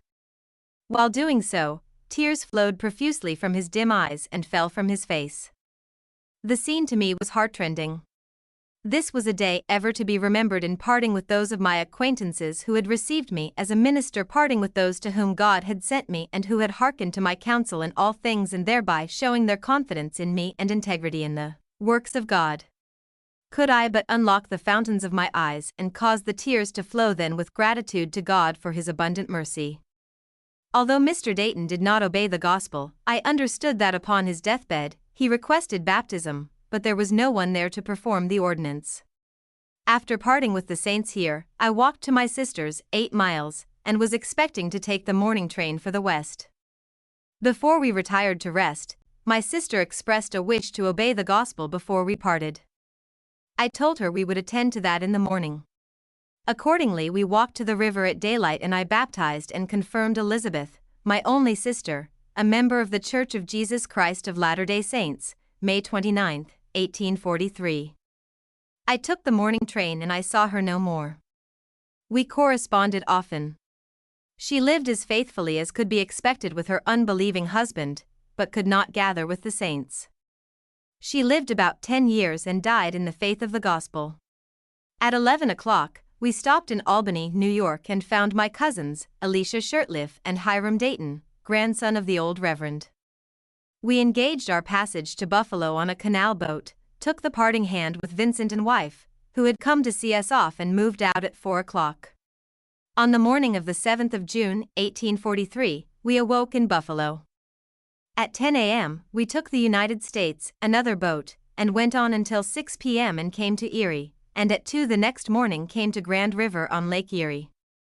We had traveled 600 miles and had a pleasant trip, holding many meetings on the boats. At 6 o'clock we landed at Cleveland. We were now 30 miles from my brothers in Franklin, Portage County, Ohio. We hired a man with his team to take the load to Franklin. He had a good team and a strong wagon. His wagon was full of boxed goods, and on that was 11 of us in all. The road was rough and we had a hard day's work to keep each other on top of the boxes, but we got to my brother's safe in good time. I spent most of my time while there in helping Father Gaylord's family in getting ready to go with me to Nauvoo. June 17, 1843, we left Franklin for the west. Father Gaylord's family consisted of himself, his wife, one son, Linas, and their youngest daughter, Altamira. My brother, Wales, came as far as Akron with us, and here for the last time in this life I parted with Wales. At Akron we got on board a boat and started once more on our journey to the west. On the 20th of June, 1843, we visited at Newark. On the 23rd, we landed at Portsmouth on the Ohio River. Here we took a steamboat bound for Cincinnati, where we stopped at 12 o'clock at night. The boat was going down the river no further, so we had to change boats and had to stay with her all night and had breakfast and took the boat again at 6 p.m. We started down the river at 9 a.m. the next morning and stopped at Louisville, Kentucky. It was Sunday and I had an occasion to speak and bear my testimony. Although it was short, it was the only discourse that was ever delivered by a Mormon elder in this city so far as I could learn, up to this time. On leaving Louisville, we ran over to the Ohio Falls, which was quite interesting to me. On the 27th, June 1843, while steaming the current of the Mississippi, I received an invitation to meet with them in the cabin that afternoon and preach them a gospel sermon, which I did. At St. Louis, we changed boats and at 11 p.m. left by another boat for Nauvoo. My great anxiety to see my family after an absence of nearly 10 months, and the thoughts of being so near the city of the saints where all my hopes and anticipations of a future glory existed made me so I could not sleep but sat up in my bunk and watched the banks of the Father of Waters, the Mississippi, until we landed in Nauvoo. July 1, 1843, at 3 o'clock in the morning, I found my family as comfortable as could be expected. My wife had a daughter 1 month old and we called her name Elizabeth Hatch after my sister in Massachusetts. We were glad to meet in a family capacity. My wife, Eunice, had not seen her parents or sister for 6 years, and now as they were saints, they had much joy in meeting. During this mission, I had been gone from home 9 months and 11 days. I had traveled 4,560 miles. I had baptized 27 persons and delivered 66 public discourses besides holding prayer meetings, organizing one branch and assisting in organizing another. I have ordained several men to the priesthood. The Lord has blessed me. Although alone most of the time, I have had good health and been able to discharge the duty of my mission as faithful as could be expected by a man in my circumstances. My relatives in the East were very kind and gave me many presents in clothing, for which we were very thankful. Father Gaylord bought a brick house and 2 lots across the street from my house. Altamira lived most of her time with my wife. I will here state that in the summer of 1843, I received from the governor of the state of Illinois a first lieutenant's commission in the Nauvoo Legion, which was a well-drilled body of men. Nauvoo had now grown to be a city of 20,000 inhabitants and promised to be one of the largest cities of the West. I was now in Nauvoo and must do something for the support of my family. I had 4 children old enough to go to school, and as I had no way to pay their school bill, I thought it best to take up a school and teach my own scholars and get something for teaching others, and would take firewood and provisions as pay. I hired a house in which to teach winter school as well as a summer term and had a good number of scholars. All things looked prosperous, but when I had kept school about 6 weeks, the measles broke out and I thought it best to dismiss for the present. Many died at this time and many were left fatherless and motherless. My cousin Elisha Shurtliff, Jr. had moved his family to Nauvoo. He was possessed with a great fear of the measles and said if his children took them he knew he would get them and die. His children at this time became ill with the disease and Elisha came down with them and died on October 11, 1843, and was buried in Nauvoo. After the measles subsided, I finished my quarter school. After having made some arrangements for winter, I commenced winter school. I had a large school but only got paid for only half of my scholars. We were all poor as to property, but some were very poor. Many were widows and orphans who needed an education. I received all those who wished to attend school whether they could pay or not. I think no scholar was rejected or kept from my school because of means to pay. I made but little above my expense but had this consolation: I was schooling my neighbors and my own children and doing good and building up the kingdom of God on the earth. In the spring conference in 1844, I was called and ordained under the hands of Joshua Grant, a president of the Seventh Quorum, and enjoyed the work of the Lord. Nauvoo prospered and the church grew, but the periods of peace were not many. In the forepart of June 1844, I was commissioned by the governor of the state of Illinois, a captain of a rifle company. Mobs began to threaten again, but the Nauvoo Legion was ready to defend the city. On the 19th of June, 1844, the Nauvoo Legion was called out in the defense of the city as the mob threatened the city and the Mormons with speedy destruction. At the word, we would gladly have marched and met the mob in battle, but that was not Joseph's way. We were kept under arms until June 24, 1844, when the Legion was dismissed. That morning the public demanded our arms and they were taken from us. Joseph, the prophet, and Hiram, the patriarch, and several of our leading men were taken to Carthage. These were trying days for us. I cannot express my feelings. On the 27th June, 1844, Joseph and Hiram were shot and killed. The news soon came to Nauvoo. The next day the bodies were brought into Nauvoo. The whole city was in mourning, and nearly all the inhabitants came out to see the bodies of these men they loved and to drop a tear of affection for those men of God and sorrow for each other. On viewing the remains of these men, I could not help but think of the many thousands of prophets and wise men that had been slain to gratify the jealousy and hatred of an assumed priesthood. My feelings as I gazed on the lifeless bodies of those men were that these men were at the head of the Legion.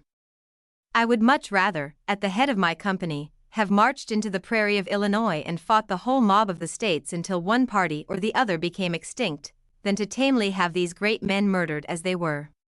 But the authorities who were left said, "Be still and see the salvation of God."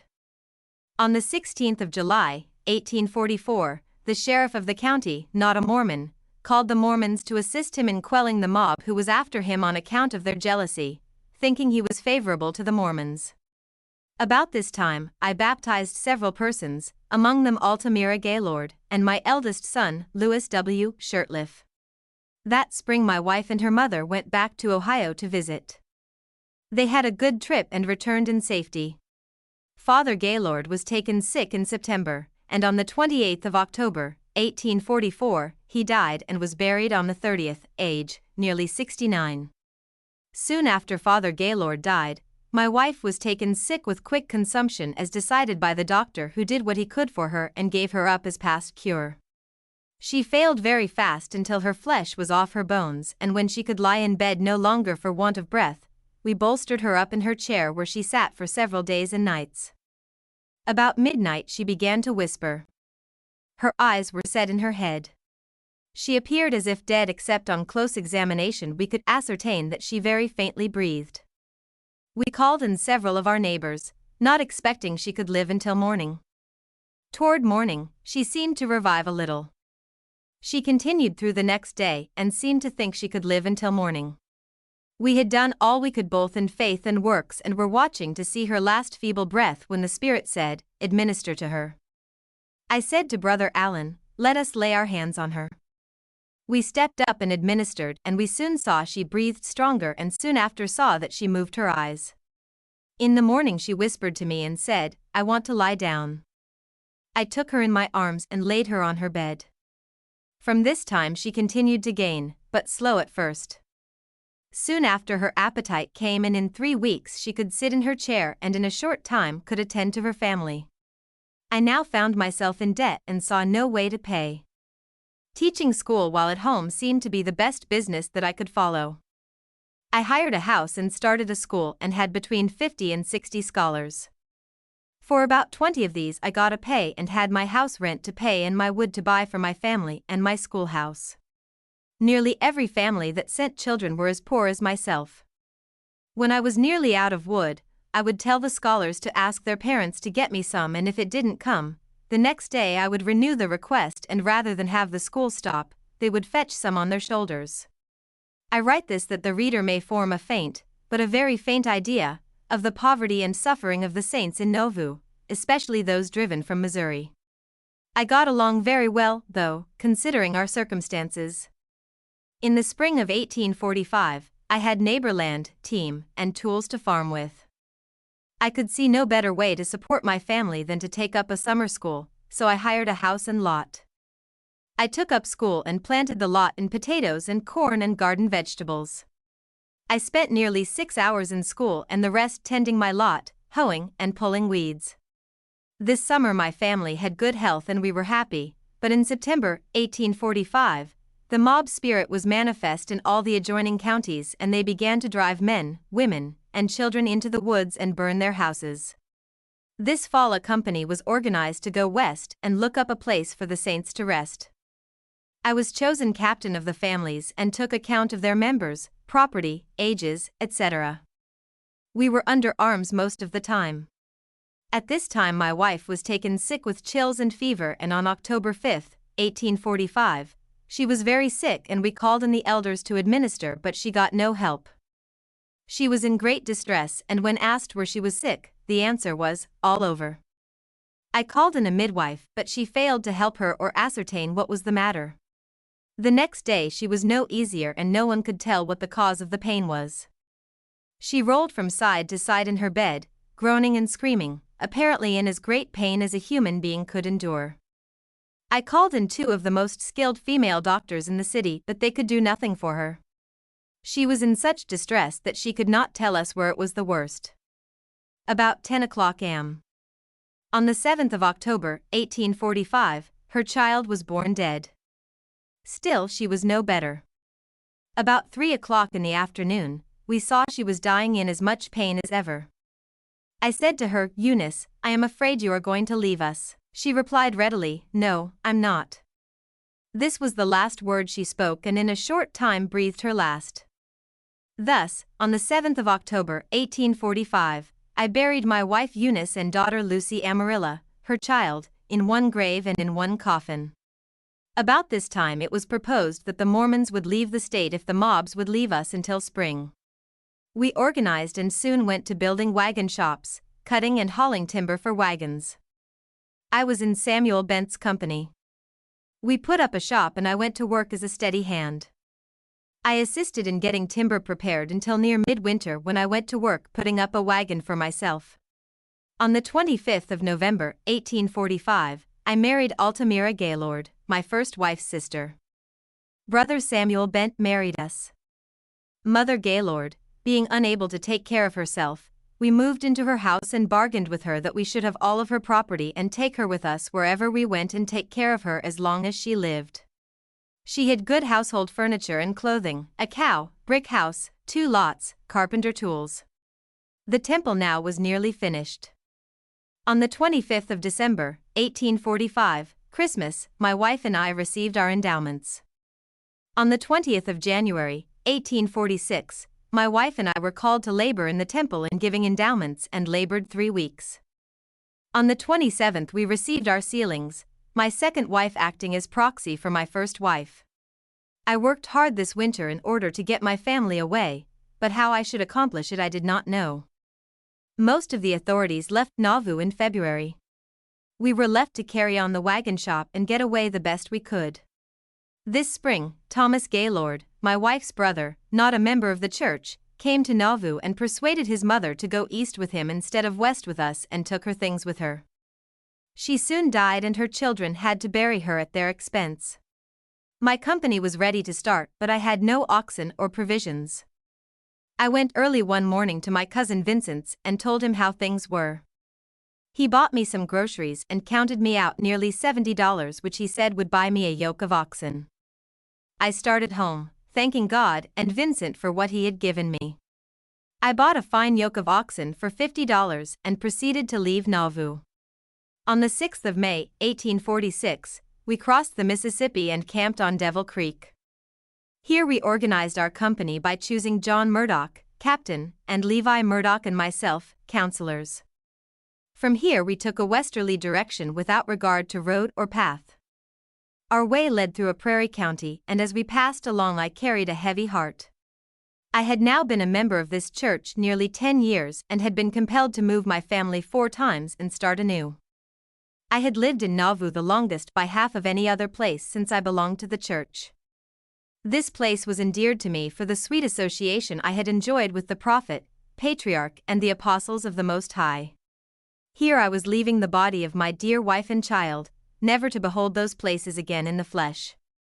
I turned my back to the west and took a last look at the Nauvoo temple and its surroundings and bade them goodbye forever. Nothing of importance occurred on the journey, and we arrived in Garden Grove, June 6, 1846. This is 170 miles west of Nauvoo and is the first stopping place of the Saints. We stopped in the edge of the timberland, and here we agreed to put in a crop, and if any of the company went west before the crop matured, the crop should fall to those that were left behind. We prepared our plows and harrows and planted part of our seeds. We cut and drew out the trees and made a tree fence around our field. While here, my wife, being somewhat out of health, thought they could not eat victuals cooked by my girls and wanted to eat with me alone, so I had to eat part of the time with her and part with my children. At this time brothers Murdoch and Nebuchadnezzar thought they would go on to the Missouri River and join our brethren. They soon moved out and bequeathed unto us their part of the crop. Before brother Levi Murdoch left he gave me leather to fix up my family's shoes for the winter and a rifle. For this and many other favors I felt to bless him.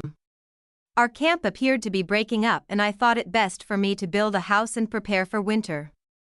Accordingly, I went into the timber and commenced building a house. This was the month of August, the second day, 1846. I built my house of rough split logs. We had no lumber, glass, or nails. I had for my floor the earth, for carpet, hay and bark, for a door, split wood, for windows, holes between the logs, and for a partition, a wagon cover. Just as I finished my home, we got a letter from Brigham Young asking us to go back and bring away the poor saints on the west bank of the Mississippi, having been driven from Nauvoo at the point of bayonets across the river in September. We furnished 18 yoke of oxen and wagons and teamsters. I was chosen to go as captain. A horse was furnished me to ride. The next morning when we came together to start, 75 cents was all the expense money raised to accomplish a journey of 340 miles. This was the best we could do, so we loaded in some squashes and pumpkins for the teams and rolled out, thus equipped to gather home the poor saints. This was the 18th of October, 1846. We traveled on cheerfully as though we had been rich and plenty of money at our command. All things prospered with us. We cut and stacked 3 small stacks of hay to feed our teams on our return. When we had gone 150 miles, we had fed our squashes and eaten our provisions. We were 20 miles from Nauvoo, but there were some saints living here. They gave us some food. I sent the teamsters to take a short cut into the highlands and try to find some farmer who would hire them until the last of the month and then come to the river, and I would be at Montrose to meet them. I went to Montrose, and as I came onto the highland, in sight of the river, and once again saw our lovely city, Nauvoo, I could not help weeping aloud with joy. Not that I wished my family living in Nauvoo, no, but thankful that my life was spared to me that I might again behold the city of the prophets. I turned from Montrose up the river. I came to the camp of the poor, sick, and persecuted saints. Many places where there had been camps were now desolate and without inhabitants. In others, a ragged blanket or quilt laid over a few sticks or brush comprised all the house a whole family owned on earth. Among the occupants lay stretched on the ground either sick or dying. Others, perhaps a little better off, had a few boards laid up on something and had more sick than well.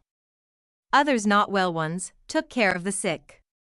While looking about among these poor helpless people, I was not a little surprised to hear them relate the blessings of God in the deliverance from disease, death, and starvation.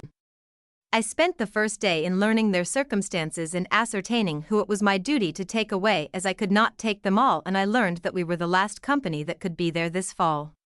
I made up my mind to take the poorest of the poor and the sickest of the sick and only take well ones enough to care for the sick and cook for the company. Early the next day I crossed the river into Nauvoo, walked up through the thickest part of town, saw but few inhabitants. I went to the temple and took a view of the beautiful homes of the saints, but are now a desolation. From here I walked to my former place of residence, viewing the premises, shed a few tears over the grave of the partner of my youth and mother of all my children, and bore my testimony that she was a good woman and a kind wife and mother. From here I walked east on Main Street to the east part of the city where the last battle had been fought and viewed the destruction of the mobs and the desolate, deserted village. When I had satisfied my feelings, I crossed the river into Iowa, and spent the next day helping those families I intended to take west. On the 30th of October, 1846, while I was in Montrose, my teamsters came in. I learned that one of them by accident had shot one of his oxen, and had dressed the beef but didn't know what to do for another oxen for a team. While talking it over, a steamboat landed at the landing near us. I told the teamster to go and sell 3/4 of the beef and get money enough to buy another ox, and we would have the other quarter to eat on the return for our sick. He went to the boat and sold 3/4 for money and the next day bought another ox. We sold the hide for a barrel to put the meat in and salted it down. On the last day of October, 1846, we loaded in our loads, nearly 60 persons and all they owned in this world, and most of them sick. All the provisions put together would have made only one good meal, and we were now about to start in November with this poor sick company on a journey of 170 miles through an uncivilized and mostly uninhabited wilderness. I felt like crying, "Oh, God, help us," as we left. I looked back and saw a few weeping saints left behind. How to live through the winter I knew not, but God knew. The first night in camp our souls actually rejoiced like the children of Israel after their deliverance from the Egyptians. We had prayers morning and evening, and the Lord blessed us, and a flock of quail was sent like manna from heaven for food, which saved our lives. We arrived in Garden Grove, November 15, 1846. In 30 days we had accomplished a journey of 340 miles without means, except the Lord had furnished almost without exertion on our part. Our teams looked well and the teamsters had no sickness, and the sick we brought were on the gain except one sister who died soon after we arrived. My wife Altamira gave birth to a son on the 25th of November, 1846, while I was away bringing in the poor saints. My house was not comfortable for a sick woman, and it took more of my time and attention than otherwise. Brother Bent, president of Garden Grove, died, he who had married my cousin Alicia Shurtliff's widow, Cynthia, and had 4 children by him and all living with their mother. Shortly before Brother Bent's death, his wife asked him what he wished her to do. He told Cynthia that his request was for me, Luman. Shurtliff, to take care of her family and do the best I could for them, and when we got to the authorities, for her, Cynthia, to be sealed to me for time, this life, and give her oldest daughter, Melissa, to me for time and eternity if we could agree to marry. I went to work and with the help of Cynthia's boy about 16 years old, put up a log house and moved the family into it. On examination we found that our numbers in the grove amounted to between 500–600 and only provisions enough to last until April, as prudent as we could possibly be, and clothing very scant. From April to July we should be in suffering conditions. It was in every mind, what should we do? While thinking of this matter it came into my mind like this: if I had suitable recommends with Brigham Young's name attached, I could go into those and visit those places where churches had been raised up and a part of the brethren had remained, and many of them had property. I thought I could get them to help the poor ones of Garden Grove. A meeting was called on January 25, 1847, and I was chosen with Daniel S. Hunt to carry out this plan. A subscription petition was written up and signed by committee to use as our introduction.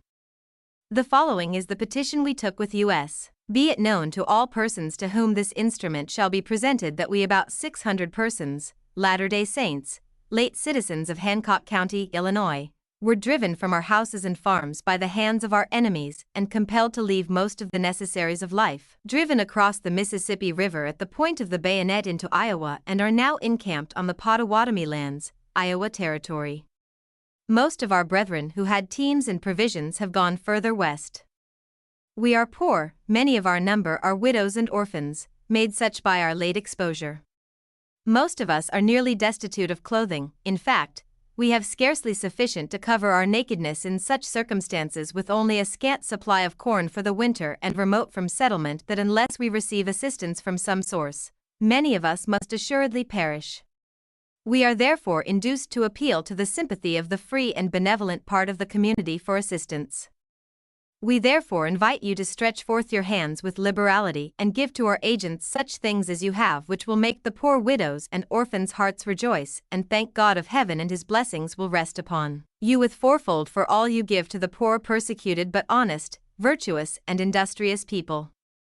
On motion, Luman, Shurtliff, and Daniel D. Hunt were unanimously appointed to present this petition to the people and receive such things as may be denoted, and forward the same to said encampment as soon as possible for the relief of those in distress. John Topham, William Storrell, Lorenzo Johnson, Thomas McJohn, William Carson, Committee. When at Nauvoo we presented the above petition to the trustees in trust, who graciously added the following: to whom the above petition may come.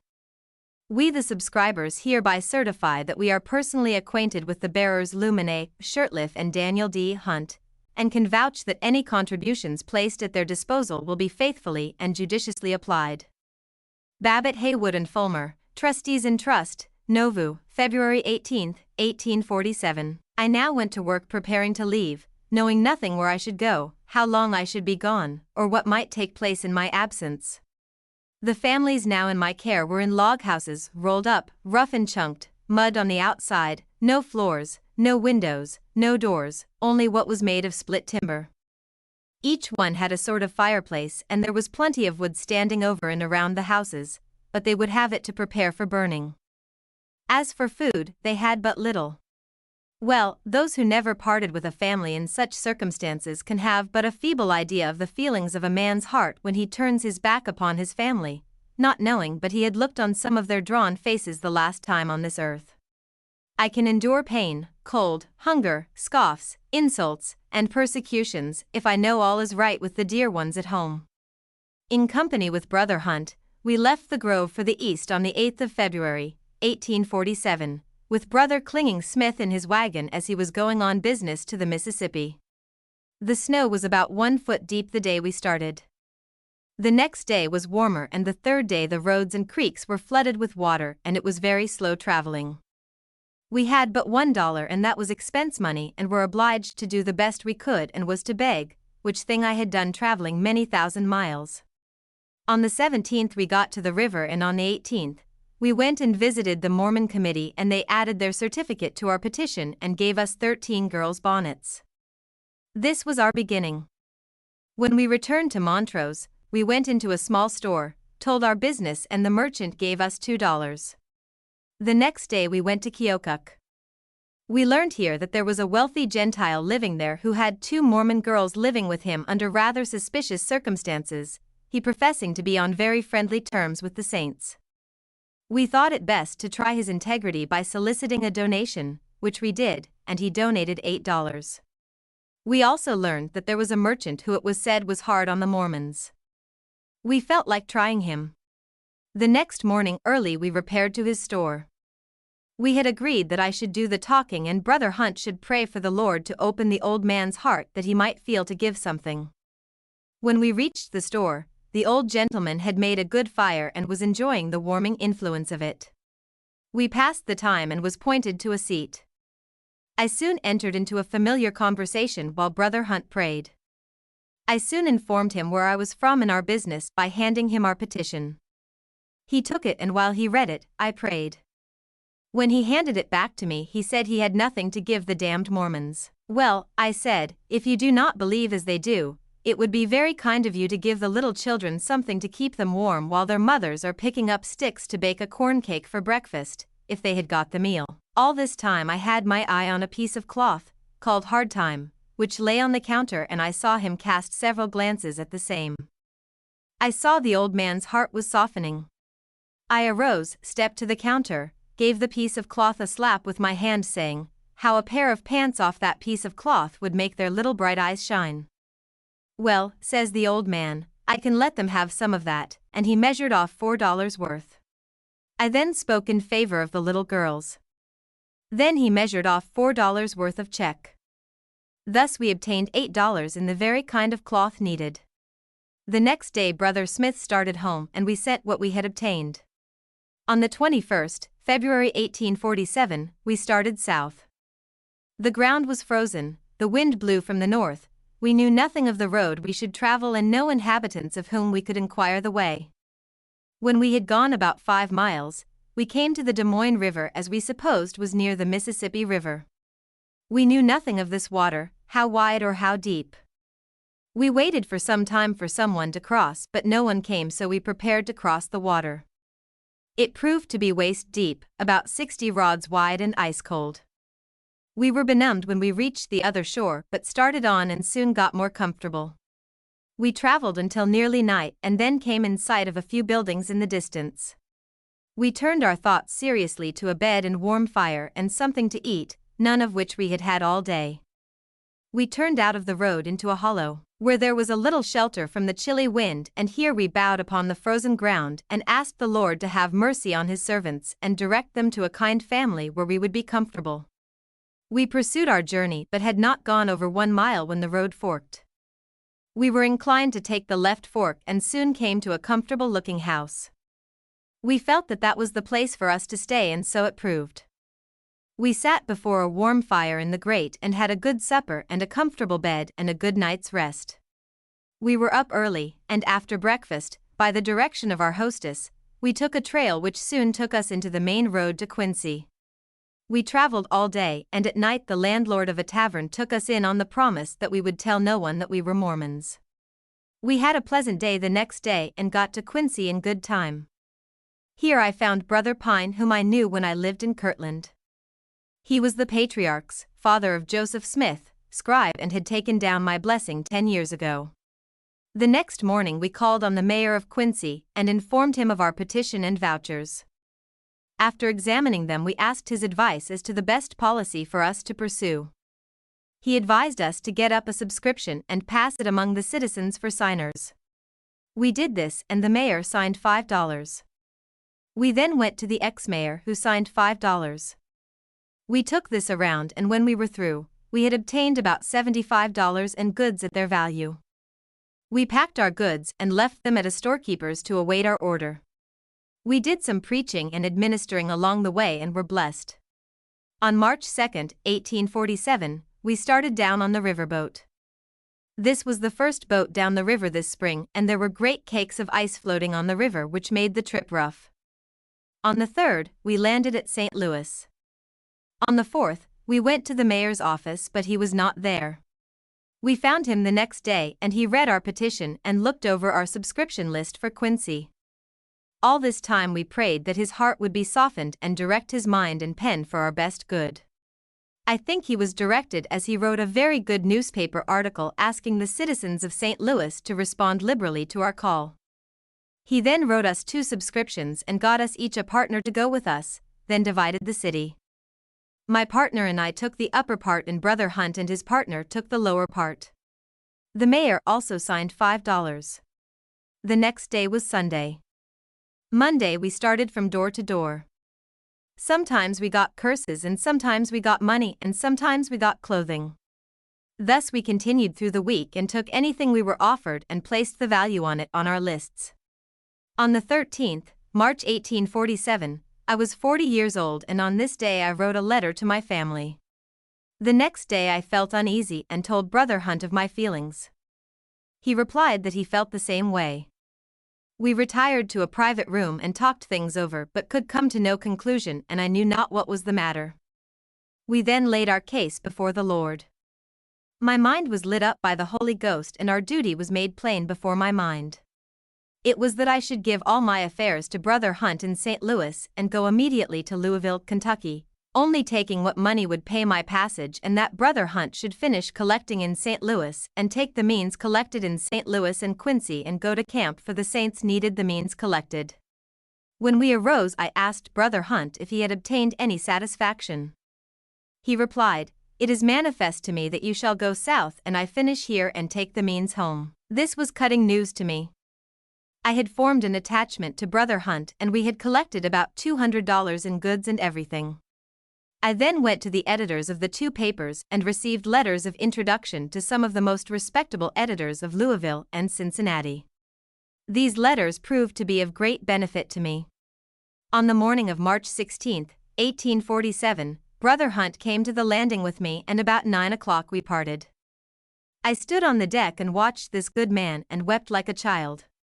I reviewed in my mind all the events of the saints and prophets and knew that I would be cast into all kinds of company, many of whom would hate the Mormons, and I felt like no other man could feel unless in similar circumstances.